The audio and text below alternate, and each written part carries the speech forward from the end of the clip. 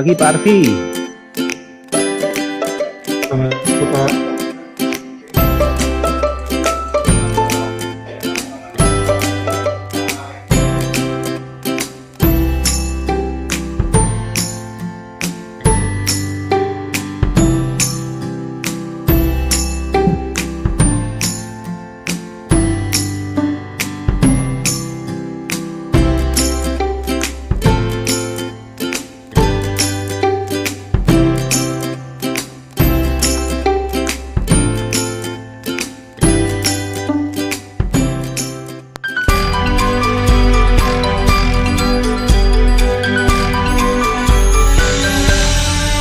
Good morning, Puan Asha. Assalamualaikum, Pak Arfi. Good morning.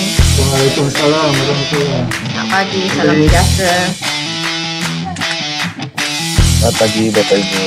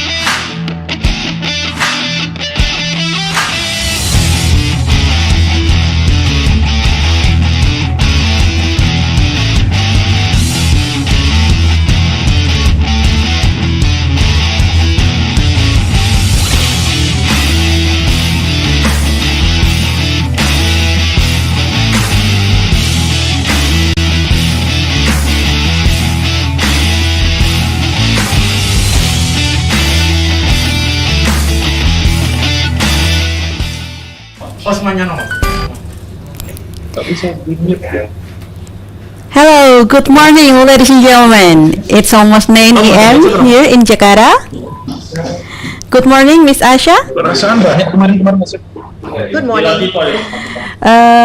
It means that this webinar is ready to begin. But before that, let me take a moment to review a few technical details for all the participants. First, to help us recognize you, please rename your ID with a verification code that we have already sent before. For those who doesn't have any verification code, you can simply put your name _ your institution to be your ID in the Zoom. Second, to reduce noise and prevent any sound problems, please mute your audio, but do not forget to activate your video. Last but not least, I would like to remind all participants that you can drop your questions via Zoom chat or Slido that we have provided. And also, we want to know your feedback about this webinar, so please fill the evaluation form after joining this webinar on the link tree below. For those who want to get the e-certificate, please ensure that you fill the evaluation form and join this webinar until the end. This webinar is also available in our YouTube channel. That's all the information. And hello, good morning, Assalamualaikum warahmatullahi wabarakatuh, ladies and gentlemen. It is great pleasure and privilege for me to be your host for today. And let me introduce myself. I am Nela and I'm not alone. I'm going to be accompanied by my partner Teddy. Good morning, Teddy. Hope you're fit and healthy as always. And you look great on those traditional costumes. Good morning, Nela. Thank you so much. And you too. You're welcome. You look amazing. And good morning, ladies and gentlemen. Assalamualaikum warahmatullahi wabarakatuh. Waalaikumsalam. A very warm welcome from Indonesia. Well, today we are wearing traditional costumes from Nusa Tenggara Timur because we still celebrate our Independence Day last August 17. And welcome back to 7th series of Customs Collage, Customs Collaboration Beyond the Age, webinar on Authorized Economic Operator, AEO 2.0. Customs knowledge where you can learn anywhere, anything and anywhere about customs. Find it only Indonesian Customs and Excise Training Center. Customs College, collaboration beyond the age.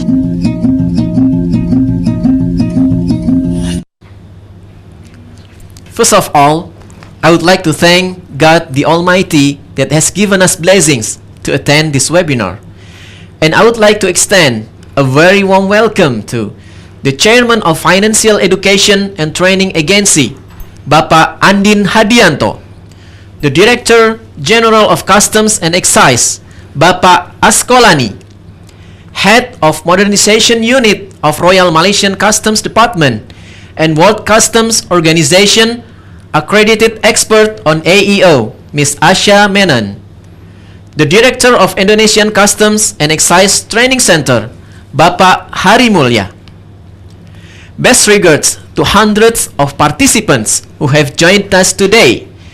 We are very grateful for the enthusiasm of the participants to join this event, and I am very pleased to announce that we have the International Customs Administrations from Albania, Australia, Azerbaijan, Bhutan, Bolivia, Cambodia, Canada, Egypt, Fiji, Greece, Hong Kong, China, Japan, Korea, Malaysia, Maldives, Mongolia, Myanmar, And then New Zealand, Nigeria, Papua New Guinea, Singapore, Philippines, Saint Lucia, Sri Lanka, Thailand, the Netherlands, UAE, Abu Dhabi, Uganda, Uni Arab Emirates,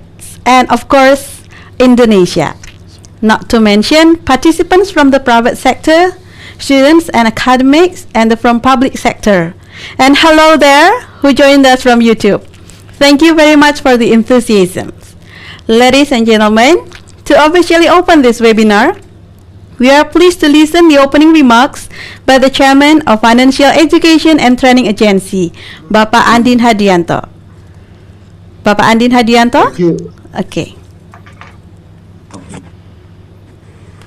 Yes, thank you very much, Honorable Mr. Askolani, Director General of Customs and Excise of the Republic of Indonesia, and also he is AWCO Vice Chair for Asia and Pacific regions.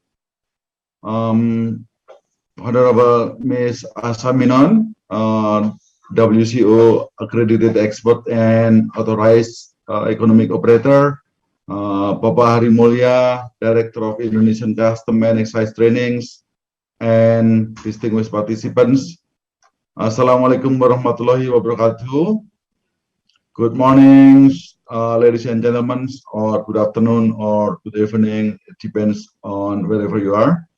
First of all, I would like to extend a warm welcome on the webinar on Authorized Economic Operator 2.0 to all the resource persons and participants from Indonesia and also from international custom administrations all over the world.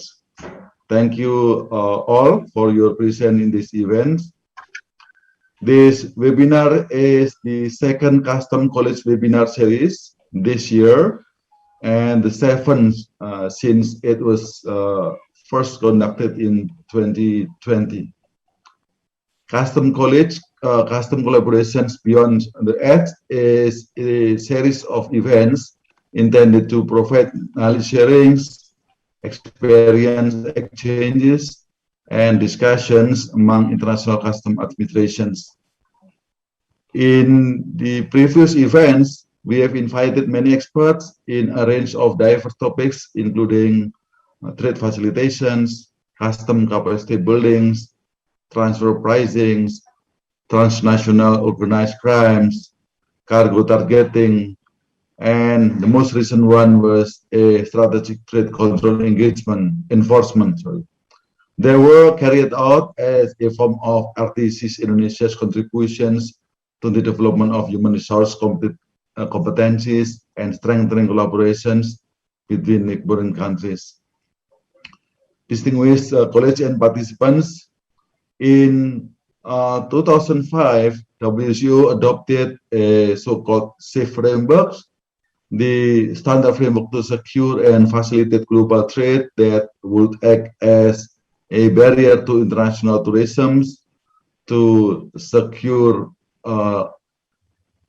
revenue collections, and to promote trade facilitation around the world.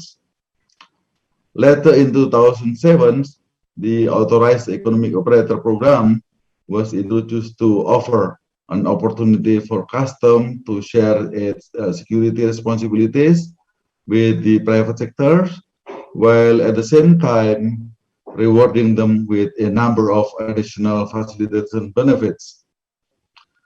For the past years, the SAFE framework has been regularly updated to effectively address new and emerging developments in international supply chains. That has also resulted in the addition of provision for the AEO programs. And last May, on the 5th WCO Global AEO conference was held and highlighted the importance of WCO SAFE framework of standard as a unique instrument designed to secure and facilitate global trade, especially through sound partnership with IOO companies and other government agencies. The establishment of trust and good communication between custom administrations and private sector was deemed crucial in the implementation of AEO programs. Furthermore, one objective of today's webinar is to bridge the communications among related parties, besides improving their knowledge of the required skills to implement the AEO programs. In addition to that, this webinar on Authorized Economic Operator 2.0 will also address the changes of AEO programs in the light of COVID-19 and also in the future vision of AEO 2.0. Today, we are happy to have Ms. Asa Menon, a WTO accredited expert on Authorized Economic Operator, here with us today to shed some light on this topic and share her experience and knowledge. Thank you very much again, Ms. Asa Menon, for your time. I also would like to thank you to all the participants from custom administrations, other government agencies, private sectors, and also the public at large for your participations. Not to forget my sincere gratitude to the committee for their dedications, time, and constant effort in organizing this series of webinar. I believe we would not be able to have this productive environment without the support of each and everyone present here. Finally, with those remarks, I would like to conclude by wishing you a good health and officially declaring the opening of Custom College Series webinar on Authorized Economic Operator 2.0. Thank you for your attention. Wassalamualaikum warahmatullahi wabarakatuh. Waalaikumsalam warahmatullahi wabarakatuh. Thank you, Bapak Andin Hadianto. And we also have the Director General of Customs and Excise who will deliver keynote remarks for our webinar today. Bapak Askolani, the time is yours. Thank you. The Honorable Mr. Andi Handianto, Chairman of the Financial Education and Training Agency, Ms. Samenon, World Custom Organization, Accredited Expert on Authorized Economic Operator, Mr. Hari Mulya, Director of Indonesia Custom and Excise Training Center, and distinguished guests, participants, ladies and gentlemen. Assalamualaikum warahmatullahi wabarakatuh. First of all, I would like to thank Allah Subhanahu wa Ta'ala who have been giving us blessing and also we able to join this event in good condition and happy situation. Even though we are still in the COVID-19 pandemic situation and only meet virtually, I believe all of us are excited to start this webinar on Authorized Economic Operator 2.0. I would like to thank Indonesia Custom and Excise Training Center for organizing and hosting this webinar and also for involving many participants for Ministry of Finance, member administration of the WCO, and also private sector, so that many people could gain useful information, particularly related to AEO, and of course, for all distinguished participants, thank you for your participation in this event. Especially for Mr. Andi Handianto for the opening remark, I want to thank for that. I would also like to thank Ms. Asamenon, our guest speaker today, as an WCO expert on AEO. She has a lot of experience from many levels, such as national, regional, and also international forums. She will share her knowledge and experience in the area of supply chain and also AEO as well. Distinguished participants, in this era globalization, the volume of trade between countries is increasing. New business models are emerging. It caused the increasing of security risks and consumer demand related to speed, predictable time of goods, transparency, and also reduced costs. The World Customs Organization in 2005 has adopted a standard framework of standards to secure and facilitate trade, or we call that a SafeFORCE, which outline strategies aimed at securing global trade movement without hindering but facilitating the movement of trade. The purpose of this program is to ensure high levels of security and expedite the flow of goods simultaneously. The main concept of WCO SafeFORCE is the UA program. US parties involved in the international movement of goods that has been recognized by or on behalf of National Customs Administration as complying with WCO or equivalent standard for supply chain security. EO includes manufacturers, importers, exporters, custom brokers, carriers, consolidator, terminal operators, and also warehouses. In 2015, we are started in the EU program, and there are 5 exporter companies involved in the EU piloting program. Gradually, until 2021, the number of EU has increased to 138 companies consisting of various companies, not only exporter but also importer, custom brokers, carriers, and warehousing. Hopefully, this number can increase both in quantity and quality as an EO certified companies. Although this program is voluntary, a program based on application from companies. DG Custom and Excise certifies companies as an EO based on specific eligibility criteria. Once EO is certified, we provide benefit for these low-risk companies such as time and cost saving, minimum documentary requirement, simplified custom procedure, minimum level of inspection, access to priority settlement and services by client manager, deferred payment, and also establish relationship with custom. AEO program also enable custom administration to focus on higher risk cargo shipment while inspect lower risk shipment left faster. The trading partners of EU companies would have more confidence in both parties are EU. There are also intangible benefit which can be obtained as an EU, such reputational benefits and customer trust. We got some positive responses from companies certified as EU Indonesia to have safe and secure supply chain security. They will recognize international because they have met all supply chain security criteria as an absolute standard of AEO. Distinguished participants, there are three pillars that underlying the EU Indonesia program, namely custom to custom, custom to business, and custom to other government agencies. Government commit to strengthen the third pillar by approaching the Directorate of Taxes and Ministry of Trade. EU Indonesia program has been recognized by Directorate General of Taxes based on Ministry of Finance regulation. It states the EU companies are categorized as low risk payer and therefore they are granted a swifter procedure of tax restitution. EU company also have been recognized by Ministry of Trade based on Ministry of Trade regulation regarding reputable exporter and importer state that EU companies get auto approval in obtain import and export approval. One of development of the EU Indonesia program could be seen from mutual recognition arrangement (MRA) with other countries. MRA is mutual recognition between Indonesia and MRA partners, so that EU companies gain certain benefit agreed by both parties.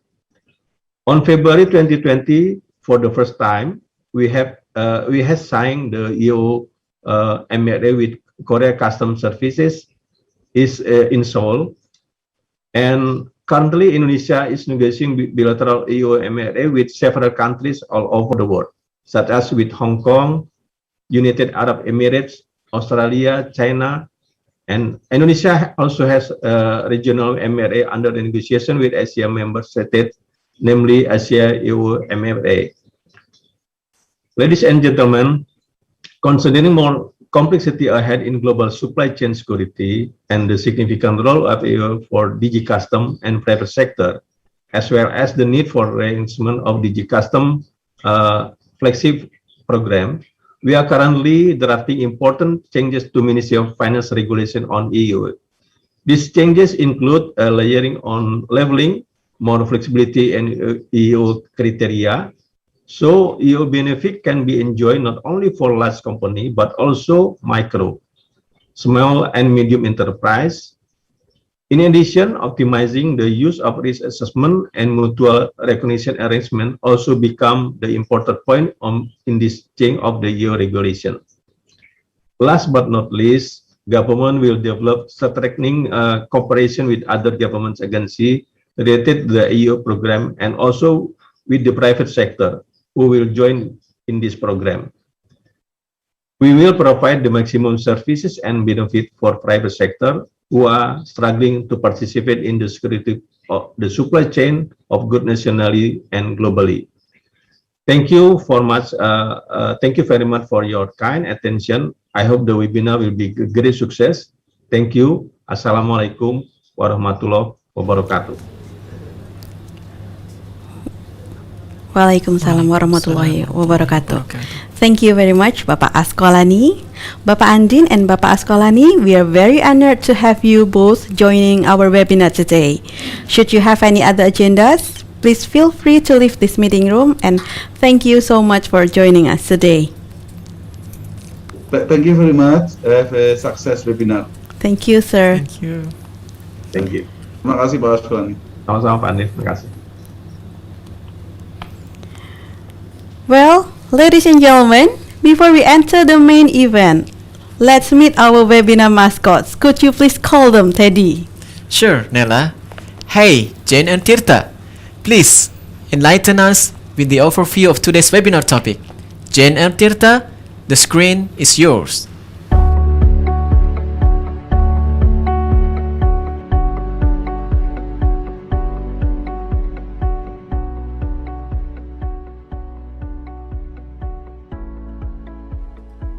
Hi Tirtha, how are you doing? I'm doing very well, Jane. Have you registered to attend Customs College 7 series today? Yes, indeed. And today's topic is about Authorized Economic Operator or AEO 2.0. I look forward to join the webinar since I have many things I want to know about AEO. Do you know anything regarding AEO, Jane? As far as I know, along with the growth of trade and the increasing threat of security in the flow of international goods, the international community has thought about the need for security guarantees in every movement of the supply chain of goods in international trade. In this regard, the World Customs Organization issued an initiative in the form of the WCO Safe Framework of Standards to secure and facilitate global trade. Oh, Jane, I remember that I know about this framework. It is a security standardization and facilitation of international trade supply chains to increase certainty and ease of monitoring the predictable flow of goods, which is implemented in an AEO program initiative. So we can say that by implementing AEO program initiative, it can help for better secure and facilitate global trade. Is it correct, Jane? That's correct, Tirtha. Seems to be really interesting. We better not miss any part of it. Absolutely. Let's join.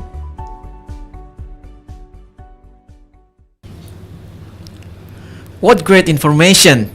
Thanks, Jane and Tirtha. Well, now it's the time for the main event that we have been waiting for. Let me introduce you to our speaker for today's webinar. And also, I want to thank her for spending her time with us today. Ladies and gentlemen, we will have WCO accredited expert on authorized economic operators, Ms. Asha Menon, as our guest speaker. I believe that we can gain and enhance our knowledge by joining with her today. For the first 45 minutes, Ms. Asha will talk about AEO. And for participants who want to ask questions, you can raise hand or write down your question via Zoom chat or Slido. Ms. Asha, the time is yours. Hello, ma'am. Miss Asha? Maybe Please. you're still mute. Unmute your speaker. Miss Asha, can you hear us? Please unmute your speaker.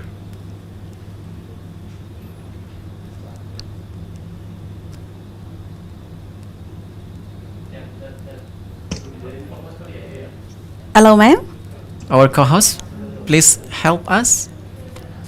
Yeah, now can you hear Oh, me? yes. Okay, That's yes. correct. Okay, thank you. I'm so sorry. I was told that the host wasn't allowing me to unmute. Okay. Okay, ma'am. The time is yours, ma'am. Thank you, Nella and Teddy. I love your costumes. You're welcome. A very good morning, good afternoon, and good evening to everyone, especially to Bapak Andin Haryanto, Chairman of PETA, Bapak Askolani, DG of Customs and Excise, Bapak Hari Mulya, Director of Training. A very warm welcome also from me to all my colleagues, friends, ladies and gentlemen. I am very, very honored to be here today, to be part of this webinar, and to be able to say, like you said, share my experience and also all whatever I've done. I'm really very, very happy. So before I carry on, I have a few things to just say before I put my presentation. One is I apologize to some of you all if it's a repeat, because I'm sure you will see some of the things that I've been presenting before. So I apologize for the repeat. I hope you'll just for you, it'll be some kind of a reconfirmation. I hope there'll be something new also for some of you all. And also this webinar has been divided into two portions. I did part 1 and part 2. Why? Because of the wide audience. So the first presentation will be generally on AEO background on SAFE and everything and the benefits and everything. And then we will go to the second part where we will talk more of AEO 2.2. What is it? What is AEO 2.2? And what are some of the new AEO documents that have been developed by the WCO and also under development? So those are some interesting stuff later on. Now, I also want to say I've been at the WCO looking after SAFE and AEO for almost 10 years. So I'm very, very passionate about AEO. I really believe this is a program that can help everyone. However, with a caveat that nothing is perfect, right? There is no perfect program in the world. It is part of the many other layers and programs that will help to secure the supply chain, help economic development and everything. So it's very interesting because I've been to countries when we first talk about AEO and they'll say, no, from customs officers that say, no, we can't implement this in this country. But having said that, we look at now, there's so many AEO programs, close to 100 now in the world. So that is just a starting before I go into my presentation, which I'll be sharing now.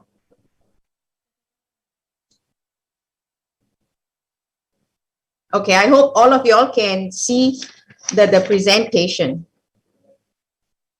Okay, so we are starting first with the SAFE framework of standard. You can't talk about AEO without talking about SAFE framework of standards, right? I mean, that is where the AEO all came about. So what is the SAFE framework of standards? I'm sure you all know that it came about after the 9/11.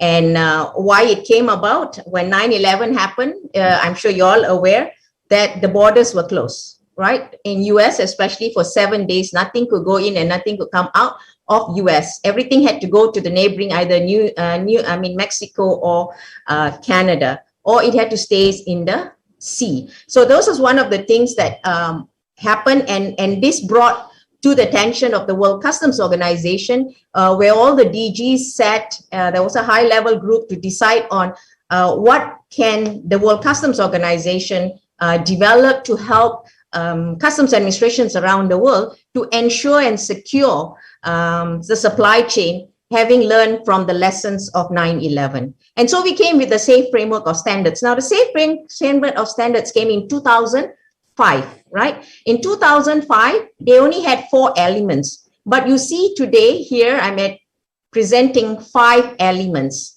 right? Why? Because there was a need to improve the framework. It's not made in stone, and so it's always evolving every 3 years. So that's why you see the 5th element in green. So very quickly through the element. Now, the first element is advanced information. Why advanced information? I think if customs you ask, they will tell you, so I can get information in advance. And so I can do my risk management, and that is the second element. So how early I get the information is how early I can do risk management, right? So if I can get the information even before the goods arrive in my country, or even before the goods leave the country of exportation, I am able to do risk assessment or risk analysis of the cargo or goods that's coming into the country, and I could do what? Say no, do anything that I want. Now, that is why you have the 3rd element, which says outbound inspection. What does it mean? So if I find from the information, the advanced electronic information, that there is a high-risk cargo or consignment being imported into my country, I could reach out to the country of exportation customs and say, could you do an outbound inspection using non-intrusive inspection method, right? So that is the 3rd element, the benefit. Now, having said all this, this is what customs wants to do, right?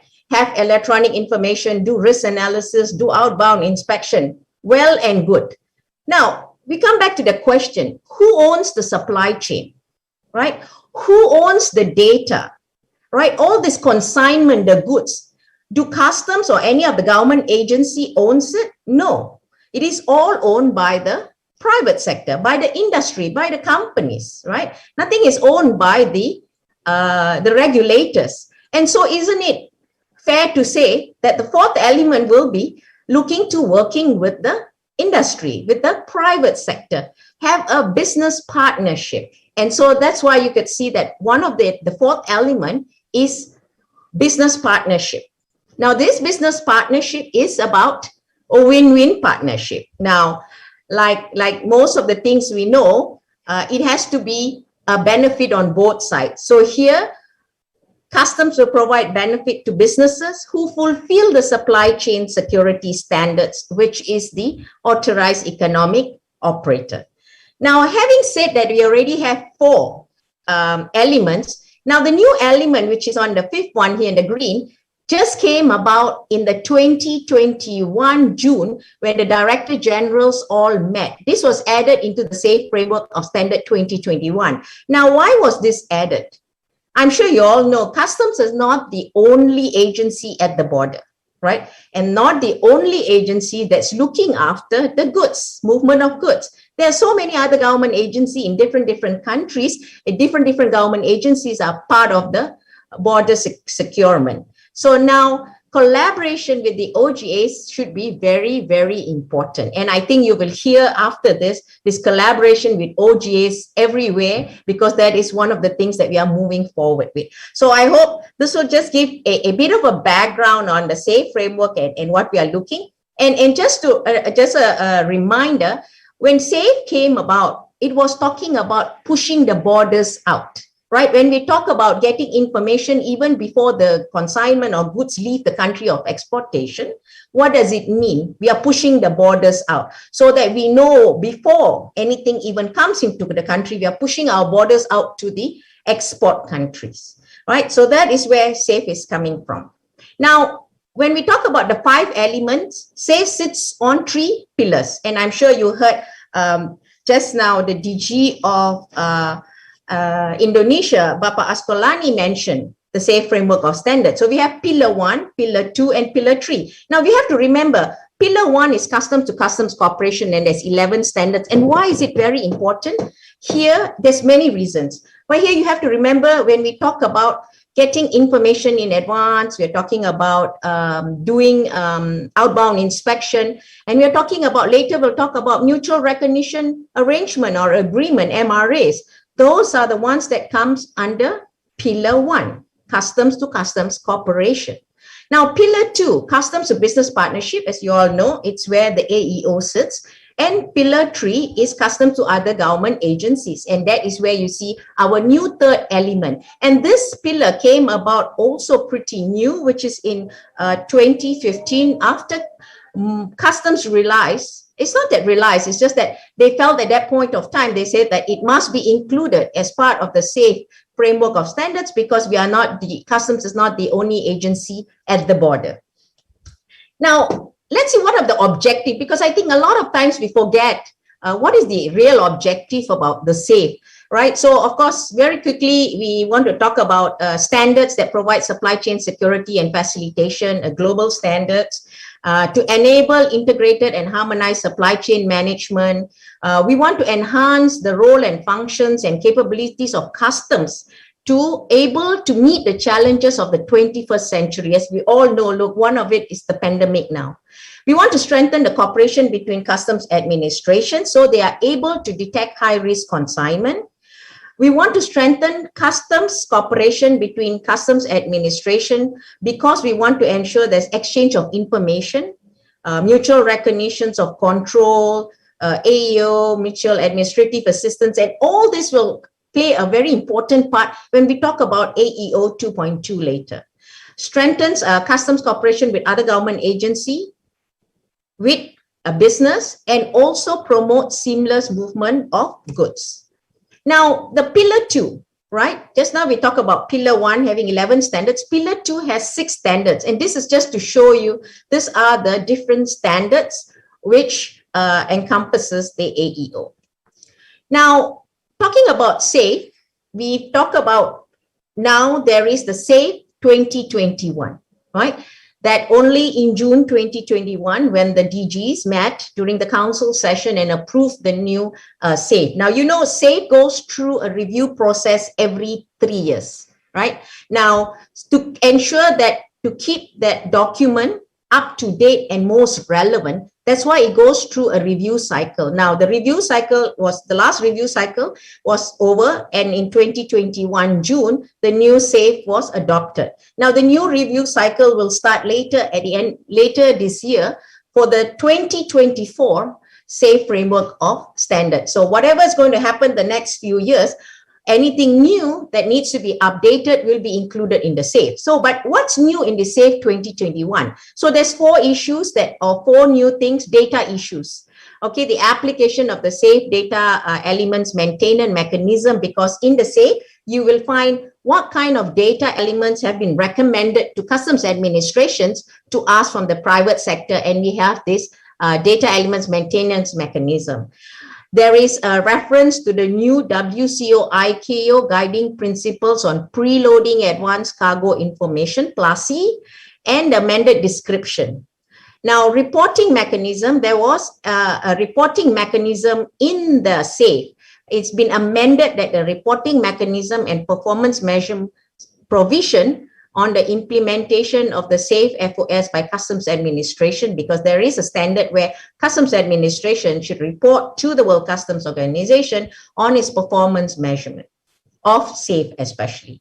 Now, the use of smart security device has been included as part of the use of technologies relating to seals.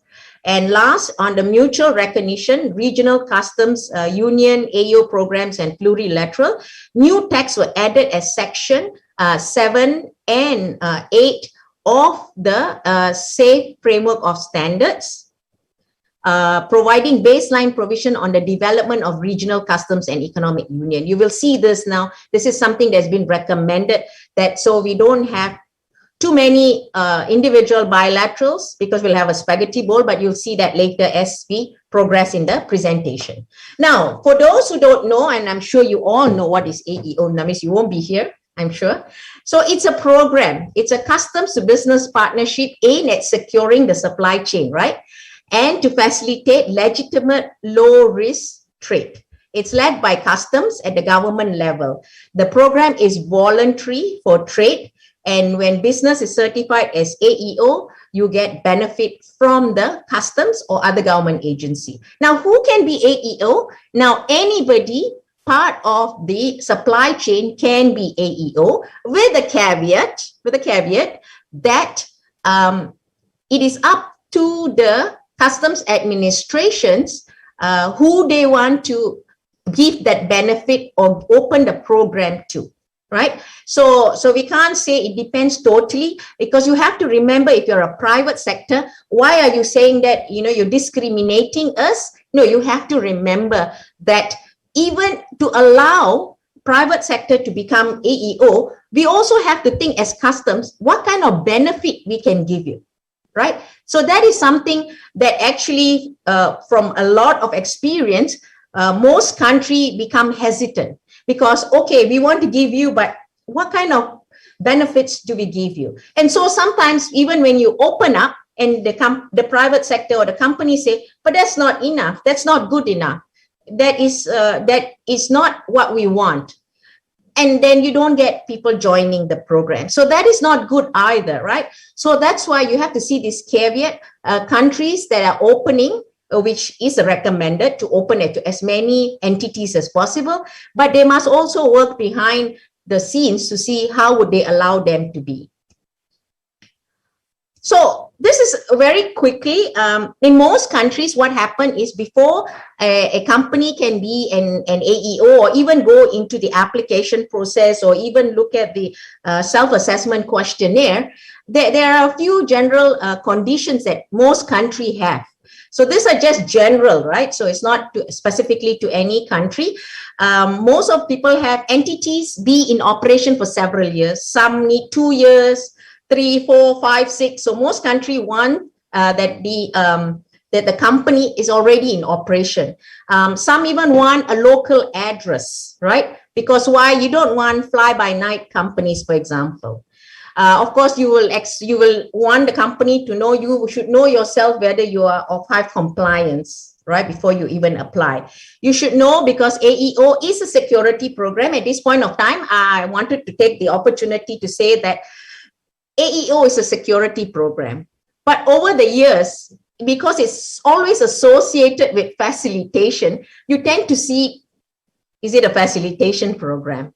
In addition, it's in the WTO TFA. In addition, at the World Customs Organization, it sits in the facilitation subdirectorate. So sometimes you think, oh, is SAFE or AEO a facilitation program? No, it's actually a security program. It's just that the outcome of the security is facilitation, and sometimes that's the blur happening at this level. So you should have security measures in place, which is very important. Being customs, we have to say no tax areas in every way. So some countries expect not only for customs taxes or duties, it's also inclusive of internal taxes and duties or income tax. Some countries would need specific turnover amount, say 1 million, 5 million, 10 million. It's not really recommended, but they do ask for their own reasons. And lastly, guarantee in place. So you must have this kind of guarantee in place before you even think about that you're willing to do. So these are some general conditions. So then we go into the international AEO requirements. Why I say international? Because these requirements are the ones that are in the SAFE framework of standards. So to some extent, this is the minimum requirements or criteria that all countries implementing AEO, all customs administration implementing AEO would have to put in place. Now, if you're a private sector or even some of the other government agency, we see here 13, right? But it doesn't mean in countries you will see all 13. Some countries, what they do is they combine, right? Combine. So generally, you will have all these requirements everywhere. You will have it. Because only when you have it, it's easier to sign MRA, mutual recognition. If you can't, then, it'll be different from one country to another, right? So that's why this is one thing that we call almost a minimum, requirement that all countries have to implement this AEO requirements in the country. Now, what happens is sometimes individual customs administration adds in some other requirement because of their legal structure, their trading environment, or even sometimes for specific entities, maybe for freight forwarders or customs brokers or clearing agents, or even transporters. So that could happen. Or even it could be where you are having other government agencies in your program, like in Malaysia, they have 44 government agencies under their AEO program. And so they are getting from the other government agencies, what are some of their requirements, specific requirements. So that could be added in, right? So that now at this juncture, I do want to emphasize something because it's been happening in a lot of countries. Now, while we have all this international requirement, sometimes it's taken literally, right? Because what happens is every requirement has to be looked according to the size of the company, the type of the company, the environment, the people, even the country itself before you implement. So we can say, cargo security, say premises security, right? But an example, it doesn't mean that while, some of the requirements say premises security, you might have to have CCTV, you might have a guardhouse, you might have to have, high 7 feet fences and those kind of things, right? Now, you have to look at the company, the country, the premises, because if the company can mitigate the risk. So I do not need CCTV because I have a guard rounding every 45 minutes. I have dogs as security guard, for example. These are just examples. So if the company can prove that they have mitigated the risk, there'll be something to look at. For example, I always use this because my colleagues in ULs always say that they have a husband and wife have a CT pact, especially for transport, owning transport and moving goods between Canada and US or Mexico and US. How could they be? You know, they operate from home. They have 1 or 2 trucks, but they could be CTPAT. And why we take CTPAT? Because they have one of the highest security requirements. So if they can be, so why not the rest of us, especially a lot of developing countries? So here it's very important where these requirements are, because you will see when we talk about AEO 2.0, these things would be one of the things that we'll be discussing, especially for SME. Now, what is the accreditation process? So that for some very quick understanding, just general. Now, it'll be through an application. So if a country has an AEO program, it'll be through an application, right? So it differs from country to country. So it depends how the application, you might write a letter, or you might even have already a template for an application.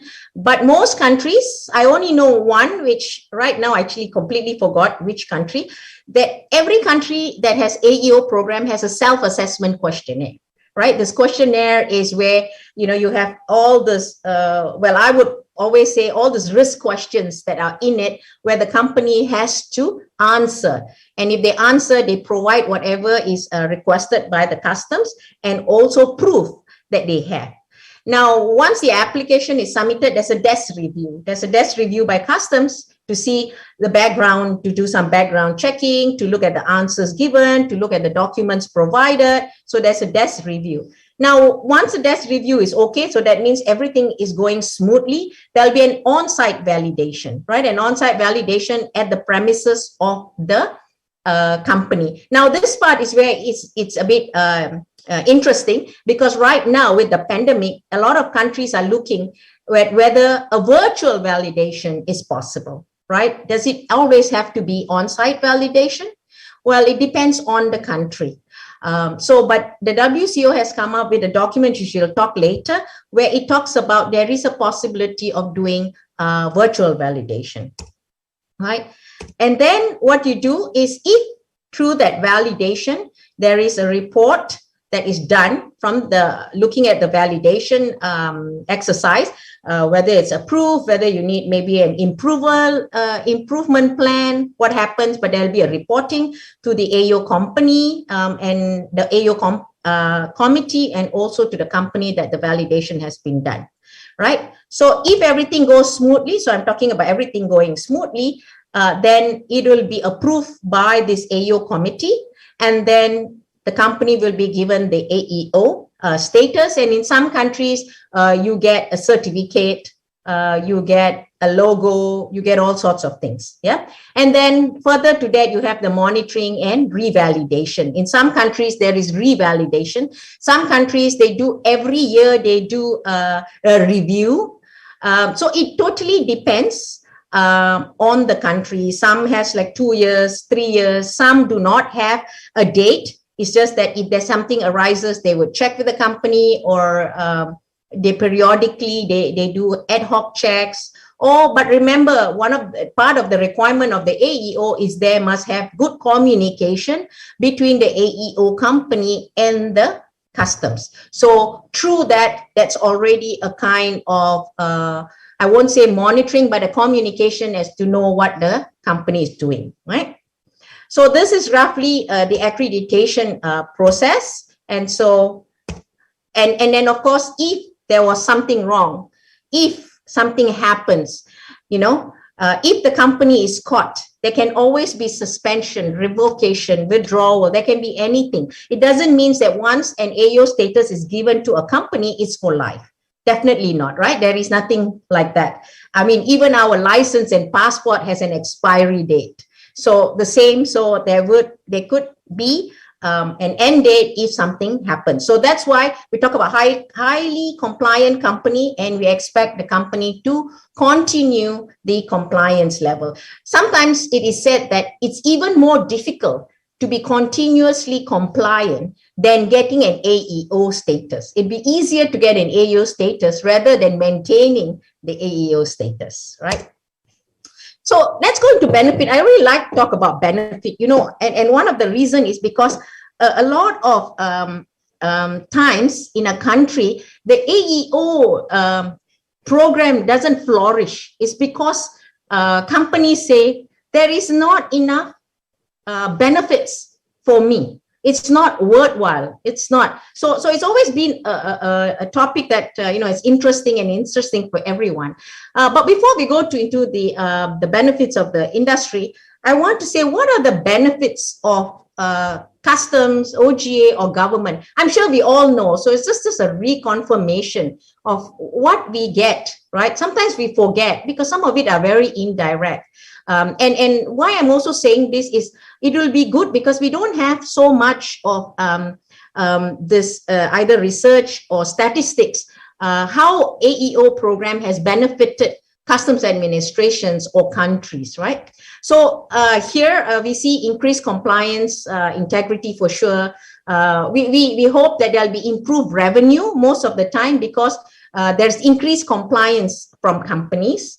It helps to make the country safer, knowing that the country has AEO, thus increasing FDI. At this point of time, I also talk about branding. And when I talk about branding, I always use sometimes, the Colombia or Dominican Republic, like, one of the first thing when you think about them, you do think of coffee, but you also think about drugs, right? So when you think about drugs, I mean, they also have an AEO program and it came from their president. So, what does it mean? That they want to tell everybody about they making their country safer, that they have this program. And thus, they want to increase their FDI. They hope to sign MRAs. And so that's why they're implementing it. And it came from the highest order. Enhancing security and safety, improving World Bank ranking. And why I put this, because I've been to so many countries. One of the first things they say to me is that I want to implement an AEO program because I want to improve my World Bank ranking. So it does help. And I'll show you later. Now you have voluntary compliance, right? And which is good. At least if the companies come up to say that, I've done something wrong, is better than, customs or any government agency going in and finding it, right? It's like we tell our children, if you did something wrong, you better tell us rather than I find out, right? Which will cause more issues.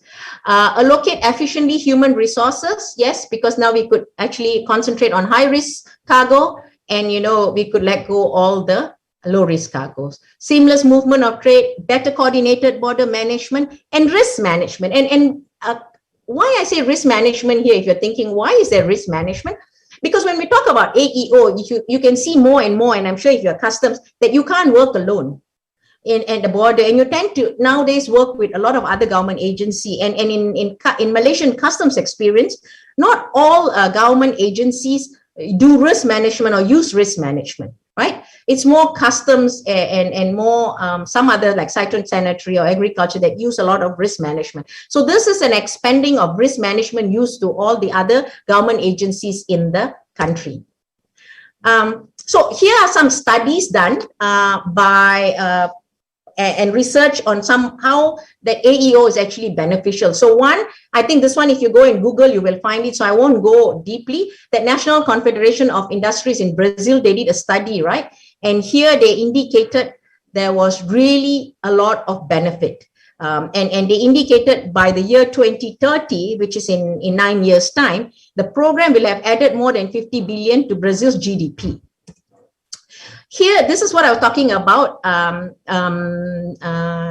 the ranking, World Bank ranking. Now, I did this analysis between all the four we did on Logistic Performance Index, the General Logistic Performance Index specifically for customs, the World Bank ranking for ease of doing business, this is all for 2020, and trading across borders. Now, what I did was I looked at the top 75 WCO countries because there are one or two which are not WCO. So if you take the top 75 countries, right, 1 to 75, 66 out of the 75 has an AEO program already. And that is how many percent? And 3 out of the 9 are developing AEO program in the process. Now, for the LPI for customs, that's 63. For ease of doing business, 67. And trading across borders is 61. It's definitely more than 70% to 80% of countries in the top 75 has AEO program, right? What did you say for that? Now, India, I'm sure India is part of here, whether it's a private sector or customs, but I don't have a more recent one. So I'm still using the 2019 information which they came up, and they said that in the World Bank Ease of Doing Business Index in 2019, in its trading across border category, they moved from 146 to 80 due to several reform measures. So it's not only AEO, but they did specify there, it included their revised AEO program, which is very impressive, right? Some more. In Africa, in Southern Africa, in Kenya, they talk about AEO cargo can be cleared in 3 days and 7 hours as compared to 5 days and 2 hours. There are companies in Kenya, they talk about 30% reduction. Tanzania, they talk about savings, 1.8 million USD, even Burundi. So this is Africa, yeah? Now, in Malaysia, there's also some savings. If you see on the right, the companies, Samsung said they managed to save 650K, all in USD. Huawei, 500,000, Zalora, and our e-commerce company, 15 million, and Robert Bosch, 125K. That's an estimate.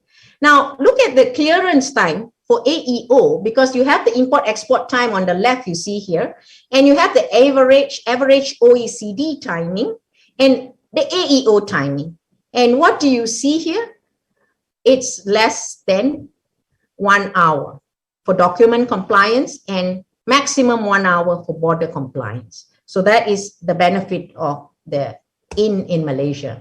Now, I just picked this up. I couldn't get the slide, but this was from Brazil. And this is Brazil. He presented at the the WCO Global AEO conference, and he wanted to show using the time release study. Now, in Malaysia, they're also doing a time release study. Hopefully, when we get the information, it can be shared with people. But right now, this one really shows something. You can see the time release for air, for AEO and non-AEO.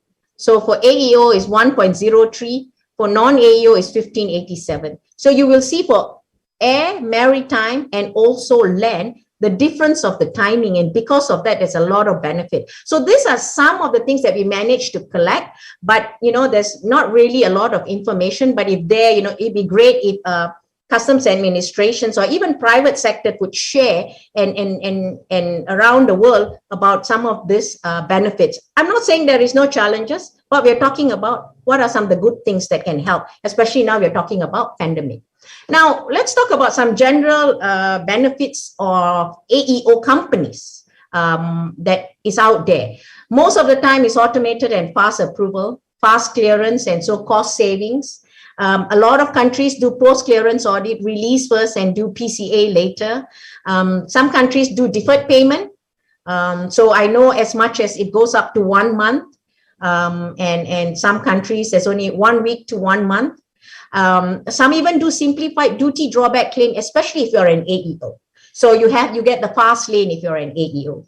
Mutual recognition is something definitely a benefit, except that the challenge here is whether companies are actually getting the benefit. And I think Hong Kong is championing this to ensure that their companies get the MRA benefit.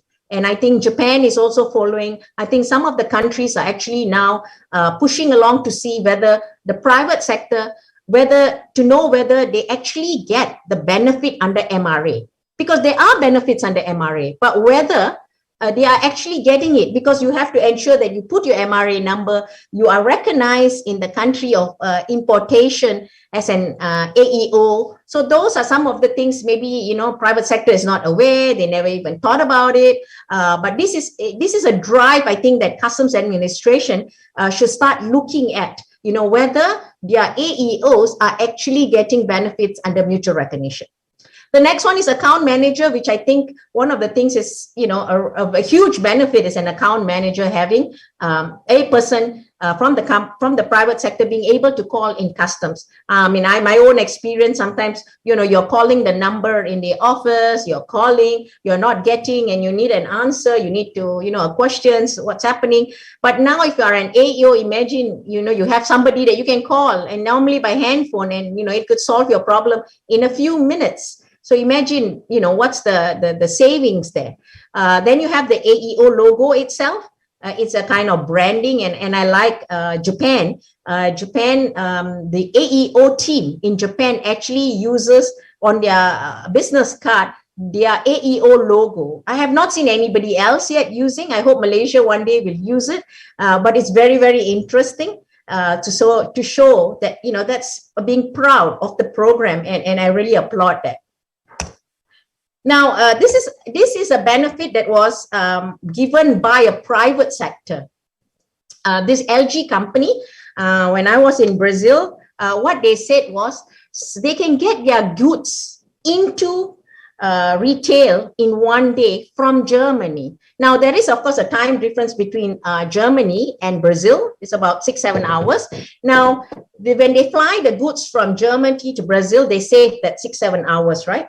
But because they are AEO, the release time, they get released immediately on the same day, and that moves straight to the warehouse. From the warehouse, they can move straight away to the retail and even to the shops. So can you imagine, all in 24 hours? So imagine their savings, right?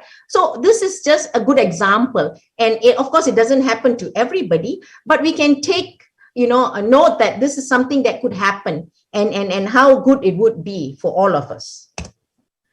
Now, from now on, what I'm actually looking at are all the benefits that is in the SAFE framework of standards. So I'm not going to go through it because I think there's about 20 slides in it that, not 20, sorry, I think about 6 or 7 on the benefits. Because if some of you have not gone and looked at the SAFE framework of standards, there is an annex there with all the benefits, all the customs administration around the world who has AEO program has provided and has included into this document. Now, again, remember I was saying that sometimes the AEO program is not really moving. It has some issues, and one of the big issues are benefits. So you have to look at this document, and so in case you can't go and look into the document, I've put it here, not going to go through everything, but I've put it here. So there they have segregated them to general benefits, right? So we have general benefits like the one just now, you heard me saying, those are some of the general benefits under measures to expedite cargo release, reduce transit time, and lower storage costs, right? So those are some of the general benefits. So you can see here, these are some more general benefits. Some more general benefits. So there's really a lot of benefits that a country can pick on. And if you're a private sector, if you think that your customs administration has not looked into this, I would really think that, it's something that you could propose. It doesn't mean whether it's going to get the traction or not is different. But for me, it's no harm in proposing. And I like something that I hope Australian colleagues don't mind, what Australia is doing. Australia is one of the, I won't say newbies, but pretty new in implementing their AEO program is 3 or 4 years. But look at the number of AEO companies they have, even more than a lot of the other countries who have been implementing AEO for more than 10 years, like for Malaysia, for example. It's very impressive. And on top of it, I know for sure that they go a lot out to talk to their industry, to the private sector. They even engage with them and ask them, if you have any benefits that you think that we should give you, why don't you voice it out? And that is what I think nowadays a lot of countries are also doing it. And I think that's what everyone should do, because sometimes we always say at least to the Malaysian companies is we don't know, sometimes we don't see. We can only think the benefit we can think of. But here you can see we try to put in as many, the WCO has tried to put in as many as possible. Now, there's also benefit under measures to facilitate post-release processes. So you will see all the benefits here under post-release this thing. And the next one is special measures relating to periods of trade destruction or elevated threat level. And this could be leg one. This is trade recovery. So what are some of the benefits that can be given in trade recovery, right? And this point of time, I will say that one of the first MRA that was signed in the world was between US and New Zealand, right? If our New Zealand colleagues are here, you were the first to sign. And one of the reasons, I'm sure, is why you signed it was when the 9/11 happened, all the dairy products had to stay outside, or it had to be transported to the neighboring countries. And I think a lot of it didn't make it, meaning that the companies made quite a big loss, right? So now one of the reasons for signing MRA with US was to ensure that this doesn't happen. If you have an AEO MRA with them, there is this, the fact that if you're an AEO, your goods may get released even faster, right? So then you might overcome this special measures on trade disruption or elevated threat level. And I think that was a very good way forward. Now, New Zealand has an export program and US have an import program. Now, of course, US is changing, but at that point of time, there was the first MRA. And this is where we talk about the special measures relating to the trade disruption. Then you have participation in new trade facilitation programs and initiatives, where we believe that if you're an AEO, you are a trusted trader, so customs or any government agency would reach out to that company first to do a pilot, to talk, to discuss any new things. Now, you have also benefits provided by other government agencies here. So in that document, you also see there could be benefits provided by other government agencies. Now, these are benefits under mutual recognition arrangement or agreement. What are some of the benefits that's under MRA? This is some more. And then providing access to information of value to AEO participants. This is something that data of names and contacts of other AEO participants can be shared with the participants in our country. So these are some of the benefits that could help AEO companies if they want to deal with other AEOs in different countries. Now, having said, those are mostly all the direct benefits, but we also have indirect benefits, right? So some things that we don't see, it's not, maybe not tangible, we can't see, but actually it's there. So there's actually a lot of indirect benefits that a company get. It's just that sometimes when you don't list it down, it looks like there's so few benefits for the private sector, right? And they don't see it beneficial. But there are really a lot of indirect benefits that I think customs now should actually list them down, even though you don't really see it. Because sometimes industry do not see them. So these are some more indirect benefits: recognition as secure, safe, predictable, business partner, improve relationship. Those are all really benefits that can help. So this, you look at the number: enhanced security and safety standards, right? Other indirect benefits from globally positive effects. So these are all the benefits. Now, the WCO has also come up with operator-specific benefits. Now, because why? Some general benefits it's not for everybody. So you have sometimes operator-specific or entity-specific. Exporter here we have quite a bit for exporters. Then you have importers, definitely. That's also quite a bit. Then you have warehouse operators, all right? Then you have customs brokers. Then you have logistic operators, and you also have carriers or transporters. And last, you have port terminals and operators. So these are operator-specific benefits, including manufacturers.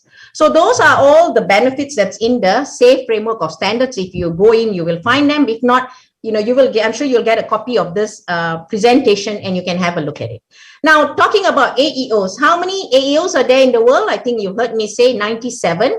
That's the official number that the WCO has right now. And here are all the list of countries according to the WCO region, who are the ones that have the AEO. All right.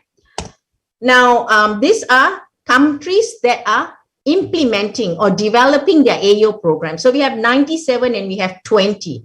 Now, WCO has 183 members, right? So almost 100, and you have another 20 which are developing. And we don't know, I mean, WCO may not know some countries that are developing and may not be part of this, but these are the ones that are known. And it's also part of the AEO compendium, which we'll talk about later on. Then we talk about the different names of the program, and why I put here, because it has come up several times in some of my trips.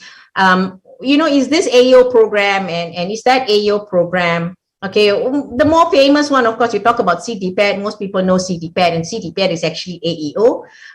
But actually, if we talk about CTPAT, is the security requirements of AEO, because their compliance portion is not in the CTPAT.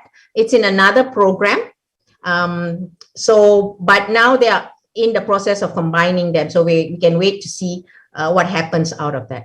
But these are the few countries out of the 97 that I've checked has a different name. So Argentina, Australia, Canada, China, Jordan, New Zealand, Singapore, Uruguay, and US. Everybody else uses the name AEO. And in Malaysia, I want to just highlight, because of the names, we do have some issues, because our legal says, but they are not AEO, because they have a different name. And so that's where our MRA gets a little bit complicated, because then the legal says the names are not the same.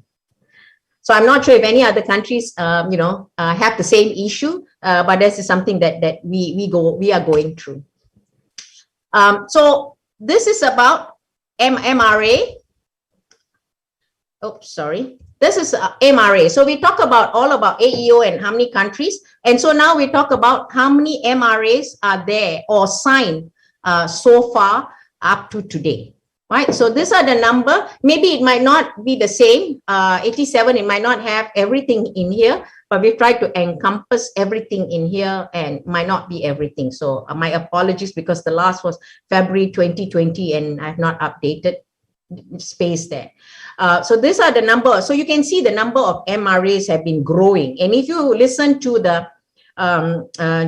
global conference, you can see the jump from the first global conference in 2012 and 2021, you'll see there's more than 100% jump on number of MRAs. Now, this is plurilateral or regional MRAs out there.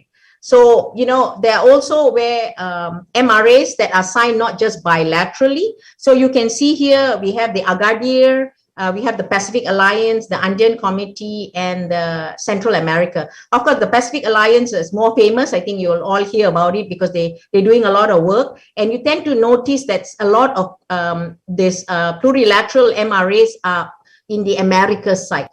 So they have been doing a lot of work on this. Now, on the ASEAN side, which you will see, the ASEAN is also talking about ASEAN MRA, whether it's 10 or lesser, but there's also an MRA that's been discussed. So in here, these are all the number of MRAs that is being negotiated. Again, I don't think this is the right number because I believe there's so many more that are being discussed out there, but have not been reported to the World Customs Organization.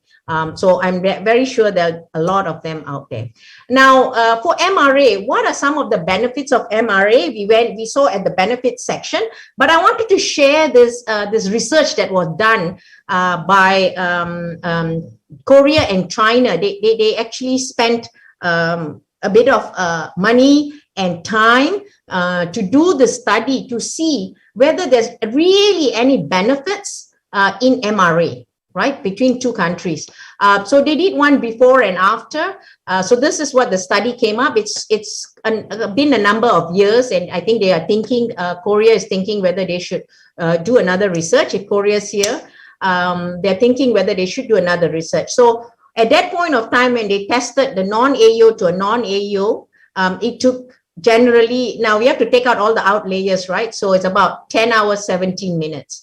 Now, after they send an MRA, so an AEO and AEO could be as fast as 55 minutes. So this shows some very tangible benefit that MRA has right? And I'm also told by maybe I don't mention companies, but I've been told by a company where once they got into a bit of a issue in another country, but it so happened that the two countries where they are from and where the country they were importing into has signed an MRA. And because of that, they reached out to the customs administration in the country they belong to, and that customs administration spoke to the country of importation. And that actually helped to resolve some of their issues. So those are MRA benefits, right? I mean, it is because they sign an MRA, and so they have this customs to customs cooperation, and that's one of the reasons why they managed to get this benefit. I think that was my last slide for this session, and that's all. So thank you for staying with me all this while and listening. I hope none of you all have fallen asleep. Thank you very much, Ms. Asha, for the great presentation. We will now move to the first Q&A session for 15 minutes. We will begin with the live questions from the audience. Ladies and gentlemen, if you have a question, please raise your hand by clicking on the raise hand icon in the middle right of your screen. Our co-hosts, please help us to see if there are any audience that raised their hand.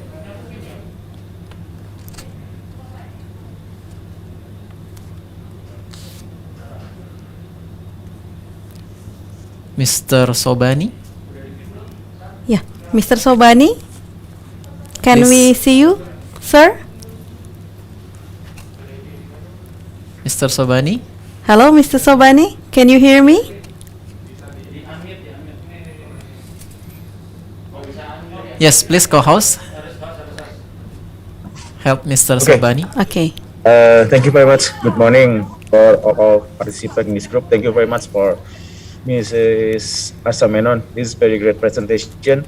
So it's very powerful of spirit to get Indonesia bring the A, E, O in the world. So my name is Sobani. I working at company with this cold storage. The name is PT Transcontainer Solusindo, the groups of Kiat Ananda. So I want to ask in our company, basically for the cold storage, it's possibility to get the facility of when applied to the authorized economic operator. Is this possibility or no?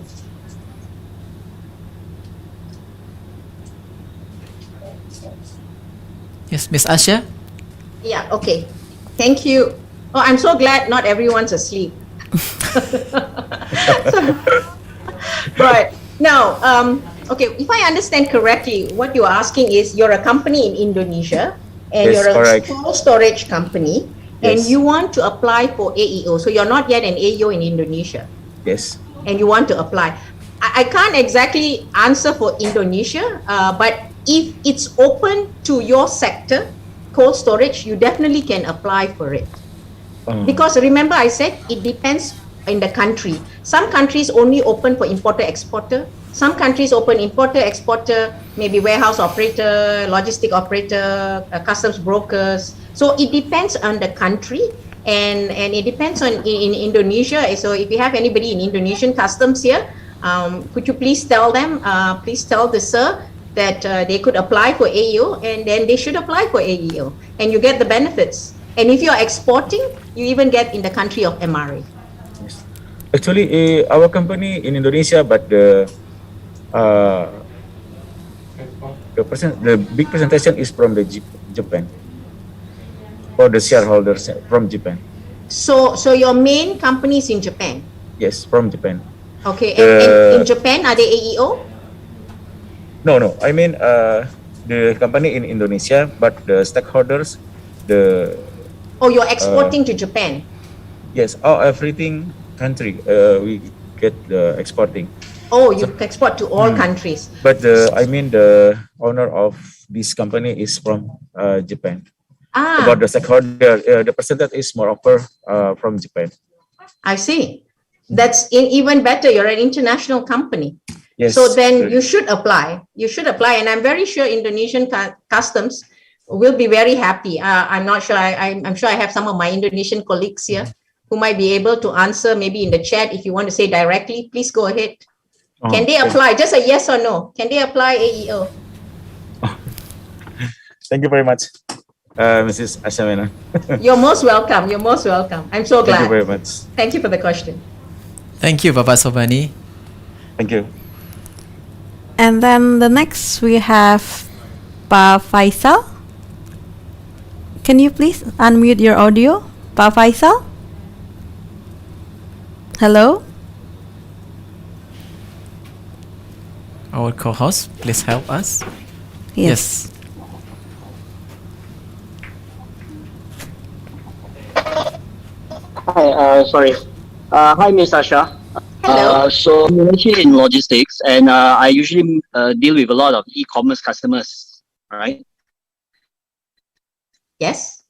So my question is that e-commerce marketplaces, as you know, that unlike Zalora, where they only do, unlike manufacturers where they only have specific raw materials that they import and they use the AEO facility.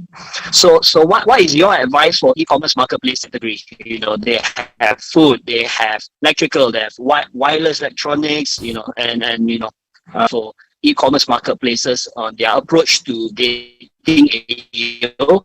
That's the first question. And second question is, I note that Malaysia right now does the electronic pre-alert manifest for B2C clearance. So would B2C clearance be covered under AEO? I mean, or how is it? How does it tie together, or is a two separate thing, or can you synergize the both? Okay. Yeah. I'm not sure whether there's difficult questions, but okay. And I hope I catch you because you were sort of breaking. Now for e-commerce, which we will also be doing in the AEO 2.0, I think you all know there's a e-commerce framework or standard at the WCO, and what is promoted now is to get e-commerce company or to open up AEO to e-commerce companies. The uptake has been so-so because of the issues on how to ensure, it doesn't matter what product you do. Yes, of course, you see the risk also, but still you're in e-commerce when you deal with, you know, a number of things, or, you know, and you deal with so many people, then one of the requirements is how do we ensure all your supply chains are secured? So that is something that I would say depend totally on the country you are in, because it depends on the country you are in. The customs administration wants to open up to e-commerce companies.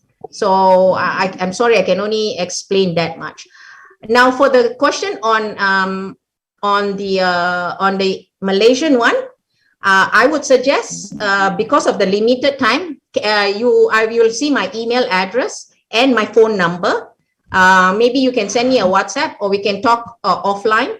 That would be easier if you don't mind, because then I also can get in touch with my AEO colleagues in Malaysia. Okay.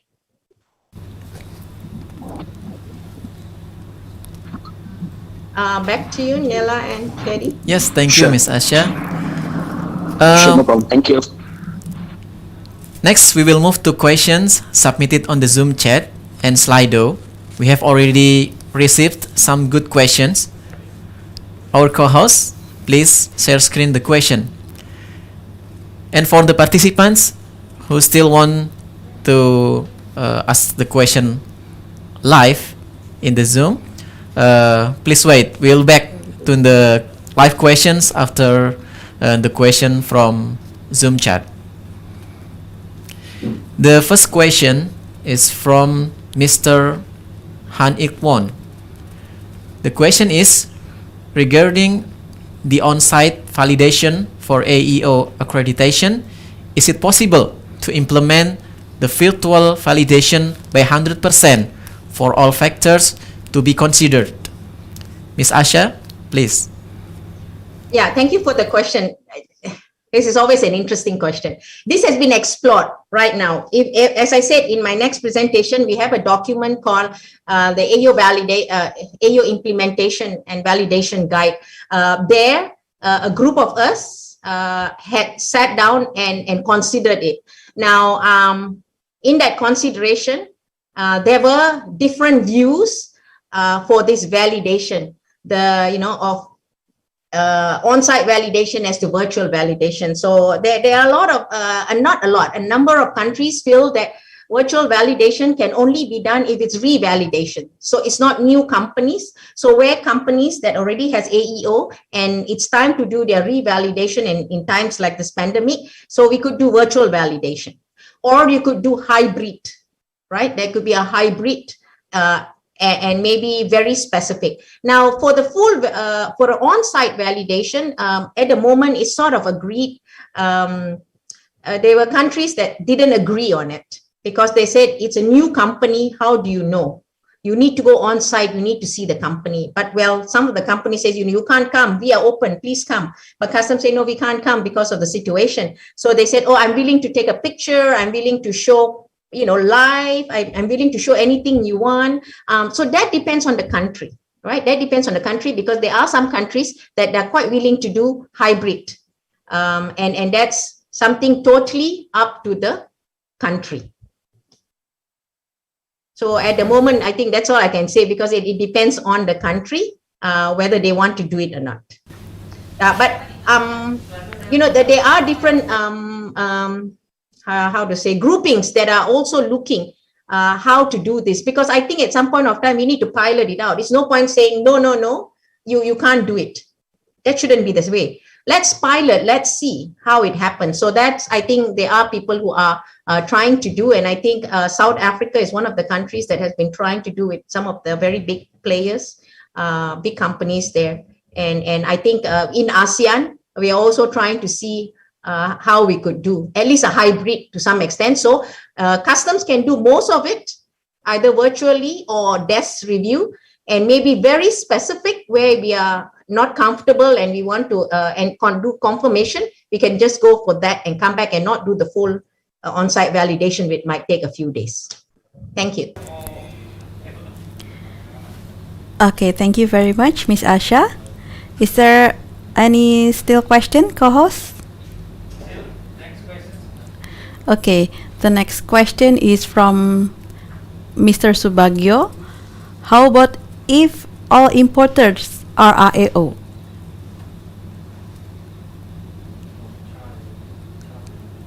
How about if all importers are AEO? Something like that, ma'am?